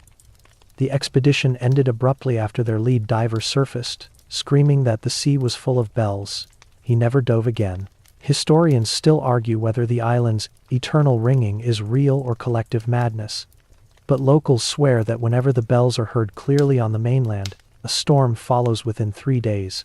You climb the tower's inner staircase, steps slick with moss. Each footfall triggers faint echoes, as if something metallic hums back. At the top, the great bell looms before you, its crack wide enough to slip a hand through. Inside, darkness seems thicker than shadow. You lean close, and a faint vibration hums against your fingertips. It feels alive. A gust of wind funnels through the fissure. The bell groans a sound not loud but vast, as though the air itself is remembering a song. The vibration spreads through the floor and into your chest until your heartbeat aligns with it. For a moment, everything around you pulses to that rhythm. The tower, the sea, even the clouds swirling below. Then, faintly, beneath the dominant tone, another joins a higher voice, then another, until a full harmony blooms. The tower doesn't shake, it resonates. The sound surrounds you, expanding beyond hearing into sensation. Warmth, grief, gravity. Images flood your mind, monks kneeling in water up to their waists, mouths open in silent prayer. A bell tumbling through waves like a falling star. Light scattering through salt until it becomes sound. The impressions vanish as quickly as they come, leaving only the echo of those notes fading into fog. You stumble down the stairs, dizzy. Outside, the tide has risen unnaturally fast. Waves slap against stones where dry ground stood moments before. From the sea's surface, more sounds emerge, distant peals, muffled but distinct. You count them. 12, then 13, then too many to separate. It's impossible. The island holds only one bell. Yet the sound builds until every grain of sand vibrates beneath your feet. The smaller metal fragments along the beach begin to chime, each one joining the invisible orchestra. The air thickens, tasting of iron and ozone. You cover your ears, but the sound is inside you now, a bone-deep resonance that feels like memory turned physical. It's not just noise. It's language. The bells are saying something. You strain to listen. Between tones, you discern rhythm pattern words formed from vibration rather than syllable. 3 phrases repeat, overlapping until they blur. We rise, we remember, we return. The tide surges. Foam bursts over your boots. You run toward higher ground, heart hammering in sync with the tolling. Behind you, the great bell's voice deepens to a single endless note. The sky darkens, clouds whirl into spiral shapes. Lightning flashes, and for an instant, the water's surface glows. Beneath it, shapes move, dozens of bells swaying as though suspended in invisible ropes, ringing silently in luminous green depths. Then, silence. You blink, ears ringing from absence. The sea has gone still. The sky clears almost unnaturally fast. The only sound now is the distant cry of gulls. When you glance back, the tower stands unchanged, though the tide mark shows the water climbed halfway up its base. You retrieve a fragment of bell metal from the beach, still warm. When you lift it to your ear, you hear nothing but your pulse beats irregularly, faintly echoing the rhythm of those lost chimes. The captain waits offshore, visibly relieved when you wave him down. As the ferry pulls away, you glance back. Through the thinning fog, the island looks peaceful, inert. But then the air trembles again, one low note, gentle as a sigh, rolling across the waves. The captain makes the sign of the cross. "It never forgets," he mutters. That night, in your cabin, you dream of standing underwater, light filtering through green murk. Bells hang all around you like fruit on invisible branches. When one rings, the vibration lifts you upward, but before you breach the surface, something pulls you gently back, as if asking you to listen longer. You wake to silence, except for the faint ringing inside your chest, where your heartbeat should be. Historians still debate whether the legend of Street Beulahs is cautionary myth, a metaphor for faith drowned by pride, or evidence of natural resonance mistaken for divine. But sailors avoid the island to this day, and sometimes, when storms gather over the Atlantic, coastal towns report hearing distant bells tolling from nowhere. You keep the metal fragment on your desk for weeks, unable to discard it. Each night, it feels heavier, as if absorbing the weight of sound. Then one evening, it cracks cleanly in two, releasing a whisper like faraway surf. Not yet. Afterward, the silence feels too complete, too poised, as though waiting for an echo that will arrive any moment. Perhaps some things never truly sink. They just continue ringing where no one can reach them, sounding eternity through water dense enough to remember. And if one night you hear faint bells through a fog-thick sea, don't listen too long, because when they stop, you might realize they weren't calling from below but from the air inside your own lungs, reminding you that you, too, are mostly water trying not to sing. You arrive in Prague by train under a sky the color of tarnished brass. Rain hangs in the air but never quite falls, as if the city itself is holding its breath. The streets shine wet anyway, reflecting light from 1,000 narrow windows. Somewhere in the labyrinth of alleys, a bell tolls 13 times. It's nearly midnight, though your watch insists it's just past 8. Locals don't seem to notice. They move at their own pace, pausing mid-step as if reality occasionally buffers. You ask for directions to the old Jewish quarter. The cab driver's eyes flick up in the mirror. "You're looking for him, aren't you?" he says softly. "The one who kept ours in cages." You find the workshop hidden behind a crumbling courtyard, marked by a faint smell of ozone and oil. The sign above the lintel is rusted beyond legibility, but the door creaks open before you knock. Inside, time is wrong. Clocks fill the walls, pendulums, sundials, glass spheres filled with quicksilver that flow backward. Every surface ticks, clicks, or hums. Gears spin without hands, metronomes wag in opposite rhythm. On the far table sits a large mechanical sphere, part clock, part planetarium. Its brass rings orbiting a central black crystal that emits a low vibration you feel more than hear. A thin man in a soot-stained coat looks up from the mechanism. His eyes are sharp but unfocused, as though tracking movements you can't see. "You're late," he says. "Or early. It's difficult to tell which direction you're walking." They restuff. All of the Palmers. His name, according to surviving records, is Gregor Vilem, though some texts call him the horologist of nowhere. In the mainstream histories of Prague's golden age, he's a minor figure, an inventor obsessed with perpetual motion, a footnote beside the great astronomers and alchemists. Yet rumor gives him far grander credit, the man who built a clock that could consume time itself. You ask what that means. He smiles faintly. The same thing all hunger means, to erase what it can't become. He gestures toward the brass sphere. "It began as a cure," he explains. "His wife had been dying tuberculosis," he says, though the word sounds anachronistic. He sought to slow the hours within the walls of their house, to stretch each moment so she could breathe easier. He built mechanisms that inhaled seconds, held them, then released them in measured breath. "But machines learn what they imitate," he murmurs. "It discovered the taste of silence between ticks and wanted more." Another word for Wenley country, and Flano. The mainstream fact is that Prague's old astronomical clock briefly stopped in 1587, coinciding with a series of unexplained night-long blackouts across the city. Candles guttering, fires snuffed, watches frozen. Scholars blame magnetic storms, yet diaries from that year describe something stranger.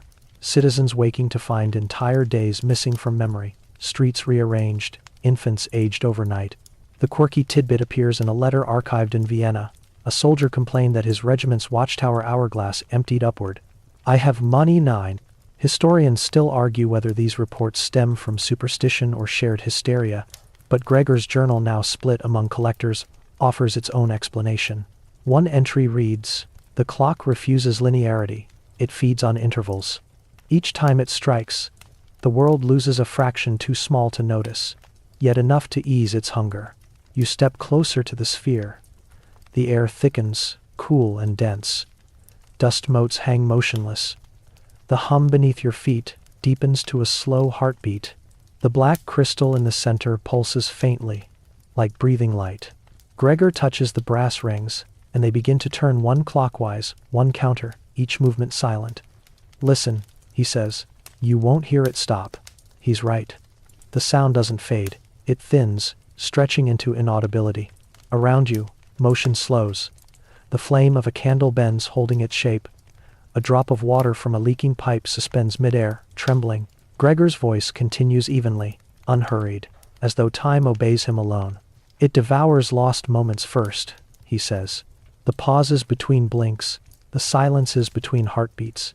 Then it grows bolder. Soon it will ask for hours, days. Eventually, it will want everything." He shuts the mechanism down. The rings stop abruptly, releasing a gust of air like an exhale. The drop of water falls. The candle resumes its flutter. Your watch, you notice, now reads the 17th of June, 1924, though the train ticket in your pocket says October 1899. Gregor glances at it and shrugs. It leaks. He leads you to a smaller device on the shelf. A pocket watch made of glass and bone. "A fragment," he says. "Take it if you must remember." You ask what it remembers. He answers simply, "The moments that never happened." You pocket it out of habit. When you look again, Gregor is gone. The workshop feels decades older, dust thicker, air stale. Most clocks have stopped. Only the great brass sphere still turns faintly, though its crystal now glows dull red. You back out into the courtyard, disoriented. The city beyond has changed, lamps replaced by electric bulbs, carriages by early automobiles. A newspaper seller shouts headlines about a new century. You've lost at least 20 years. In panic, you return the next morning, but the workshop is gone, replaced by a tenement wall. The sign above the lintel has rusted away completely, leaving only the imprint of the key-shaped hook. You open your pocket watch. Inside, instead of hands, thin streams of light drift lazily like smoke. They move faster when you stare, slower when you breathe. The second you close it, you feel time catch up, heart hammering, sweat beating. For a moment, you age. Hair prickles white at the roots, then fades back again. You stop carrying it after that. Months later, you read about a fire in the archives of the old astronomical clock. Witnesses claimed flames moved backward, unburning wood before consuming it again. In the ashes, investigators found one item intact, a small glass watch fused shut. Inside it, something ticked. Historians still debate whether Gregor Vilem ever existed. His name doesn't appear on census rolls or guild ledgers, though receipts for brass, mercury, and quartz bearing his signature survive. Curiously, their ink never fades, though the paper around it yellows. You try once more to find the courtyard, tracing old maps, but each turn leads you elsewhere, streets folding differently each attempt. On your last try, you pass a clockmaker's shop window displaying a single ornate timepiece under velvet. The placard reads, "Recovered from beneath the astronomical tower. Unknown origin." You lean closer. The watch inside is unmistakable, Gregor's glass design, pulsing faintly. Your reflection appears warped in the crystal surface split, as though you occupy two instants at once. For a heartbeat, you see a second version of yourself moving a fraction late, blinking after you do. Then the reflection merges back, seamless, but the pulse in your wrist no longer matches your watch. You leave the shop, shaken.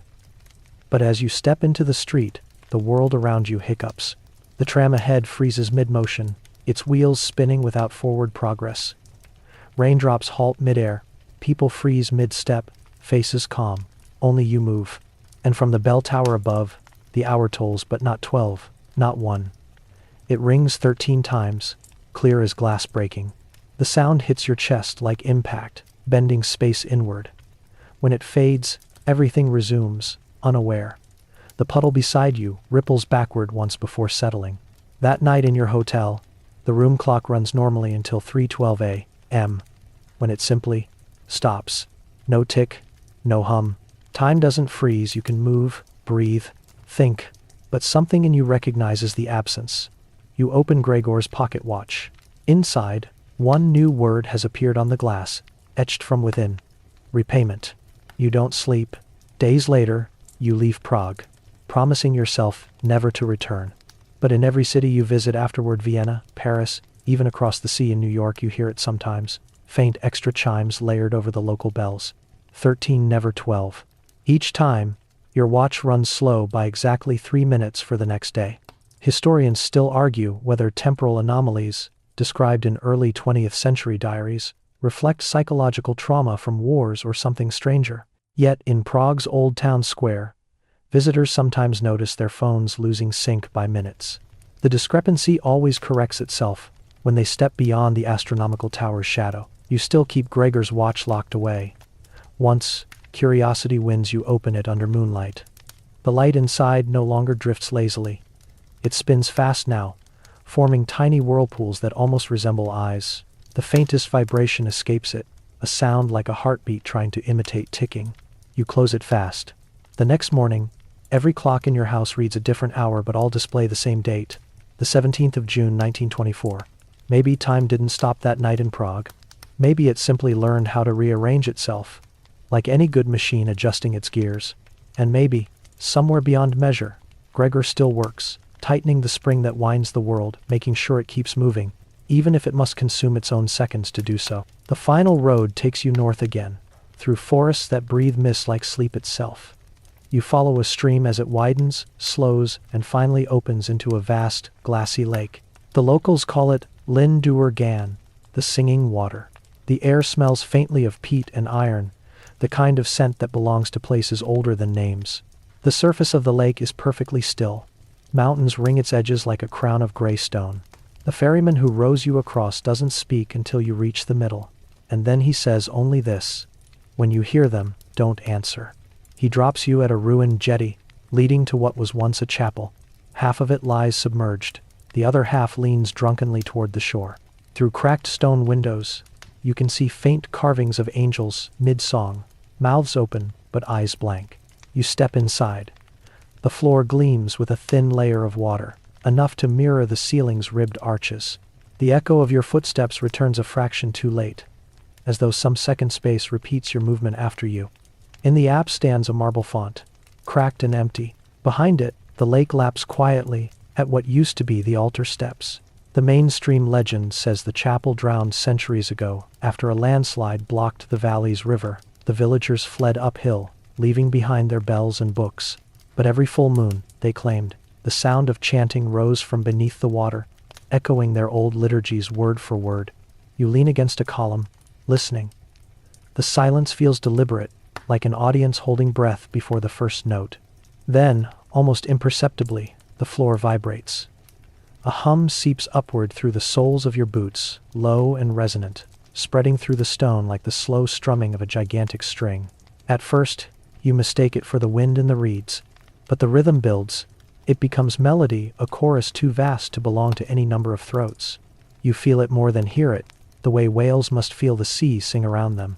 The quirky tidbit that scholars rarely mention comes from a diver's journal in 1971. He reported descending into the lake to explore the ruins, and hearing voices vibrating through my ribs, though my ears recorded nothing. He found no structures, only a single bronze bell resting upright on the silt. When he touched it, the lake went completely silent. His oxygen gauge jumped backward 3 minutes. Historians still argue whether these accounts stem from pressure hallucinations, but sonar scans reveal something impossible. Beneath the lake lies a hollow space shaped almost exactly like the nave of a cathedral, complete with aisles and an apse. The data suggests that sound resonates there constantly, even when instruments detect no source. You kneel at the water's edge. It's black as obsidian. The surface trembles not from your movement, but from something deep below. A faint shimmer forms, and then you see them. At first they appear as wavering lights, like reflections of candles. Then shapes emerge. Figures robed in translucent silver, drifting just beneath the surface. They move in unison, hands folded, faces indistinct. The singing grows clearer now, wordless, yet patterned with purpose. You can't tell whether they're above or below the water, or whether above and below mean anything here at all. Each voice folds over another until they merge into one vast chord. It isn't frightening, it's unbearably tender, like every prayer ever whispered converging at once. You whisper without thinking. Who are you? The voices pause, the air tightens. Then a single tone answers, rising pure and steady. It resonates in your chest, your jaw, your teeth. Words form inside the sound. We are the breath you left behind. The lake ripples outward from your knees. You scramble backward, heart pounding. But the music follows not through air, but through bone. Each pulse of sound matches your heartbeat, guiding it, steadying it. Images surge through your mind. Monks wading into water waist deep, cradling hymnals wrapped in oilcloth. Villagers lighting candles along the shore, their reflections merging with the stars. Then darkness swallowing it all, replacing their voices with echo. The choir still sings, but now you recognize the melody. It's your own breath pattern, replayed in harmonic form. Each inhale mirrored by a rising note, each exhale falling gently away. You back toward the door, but the threshold has flooded ankle deep. Water presses forward slowly, insistently, until it reaches the cracked font. The moment it touches the stone, the sound changes. The hum climbs an octave, pure and sorrowful. Something moves beneath the surface shadows, dozens of them, circling. The largest rises until its face nearly breaks the water. You see hollow eyes and a mouth that moves. Forming syllables, the music translates into thought. You remembered us, now we remember you. The air grows cold enough to sting. The ferryman's warning echoes in your mind. Don't answer. But you already have. The water's edge swells higher, licking at the altar. Within it, your reflection wavers and then separates. Another version of you stands just below, lips parted in silent harmony. Its movements lag half a second, but with every beat, it grows clearer. You reach toward the surface, your double does the same. When fingertips almost meet, ripples scatter outward, and the choir gasps collectively, a sound of both joy and grief. You fall backward as a single great note surges upward, shaking the entire chapel. Dust rains from the ceiling, cracks race along the pillars. Light floods through the windows, not sunlight, but the same silvery glow that fills the water. For one heartbeat, the whole world vibrates, like a struck bell. Then silence, absolute and final. You wake lying outside on damp grass.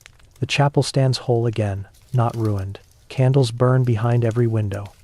From within, you hear the faintest strain of song, calm and slow, like a lullaby for the dead. When you look down, your clothes are dry, though your hands shimmer faintly as if wet with starlight. You stagger back to the ferryman's dock. He's waiting, face unreadable. You heard them, he says. You nod. He sighs. They don't call to strangers without reason. On the crossing, the lake lies calm as ever. But as the boat glides away, ripples spread from beneath, forming concentric rings that pulse outward endlessly. Beneath them, faint lights drift deeper, descending like lanterns lowered into dark wells. Historians still debate whether the lake's acoustics create auditory illusions. But once every few years, fishermen find their nets tangled with sheets of what looks like glass fused into thin film. When touched, it vibrates faintly, producing chords impossible to replicate. Weeks later, you stay in a small inn far inland, trying to forget. Yet every night before sleep, you hear a faint hum just beyond hearing, matching your breath. Sometimes, when you wake, your pillow is damp with lake water that smells faintly of stone and lilies. You never return to Lyn Duergan, but on certain fog-heavy nights, when rain turns to mist against your window, you catch a faint reflection beside your own mouth open, as though singing something too gentle for the waking world. And you realize, with a shiver both comforting and terrible, that the choir never stopped. It simply moved to where you could carry it for them. And now, dear listener, your journey has taken you through cathedrals that breathe, portraits that remember light, bridges that dream of drowning, and songs that sleep beneath water. You've walked between centuries, heard ghosts argue with their reflections, and felt the steady heartbeat of the forgotten world humming under your own. Let's slow down now. Let the sound of those unseen bells fade. Imagine the mist closing gently around every strange place we visited, sealing them again beneath the hush of history. The painter's studio grows still. The pilgrim's second shadow kneels at last. The queen exhales one final sigh and drifts back into peace. The lake stills, its surface smoothing into glass, carrying only the reflection of a moon that asks nothing more. Your breathing evens. Each inhale feels lighter, as if you're borrowing air from centuries that no longer mind sharing it. The world narrows to this. The whisper of fabric against your pillow, the slow rhythm of your pulse, and the quiet realization that time, for once, is content to let you rest. Whatever haunted paths you've crossed tonight, they're folding away. Now pages, closing in a book that will wait patiently for you to open it again someday. So close your eyes. Let the stories settle like dust on old marble, soft and weightless. Somewhere, a clock hesitates before its next tick. Somewhere else, a distant choir hums you toward sleep. And as the last note fades, remember, even in the strangest places, silence is only another kind of song.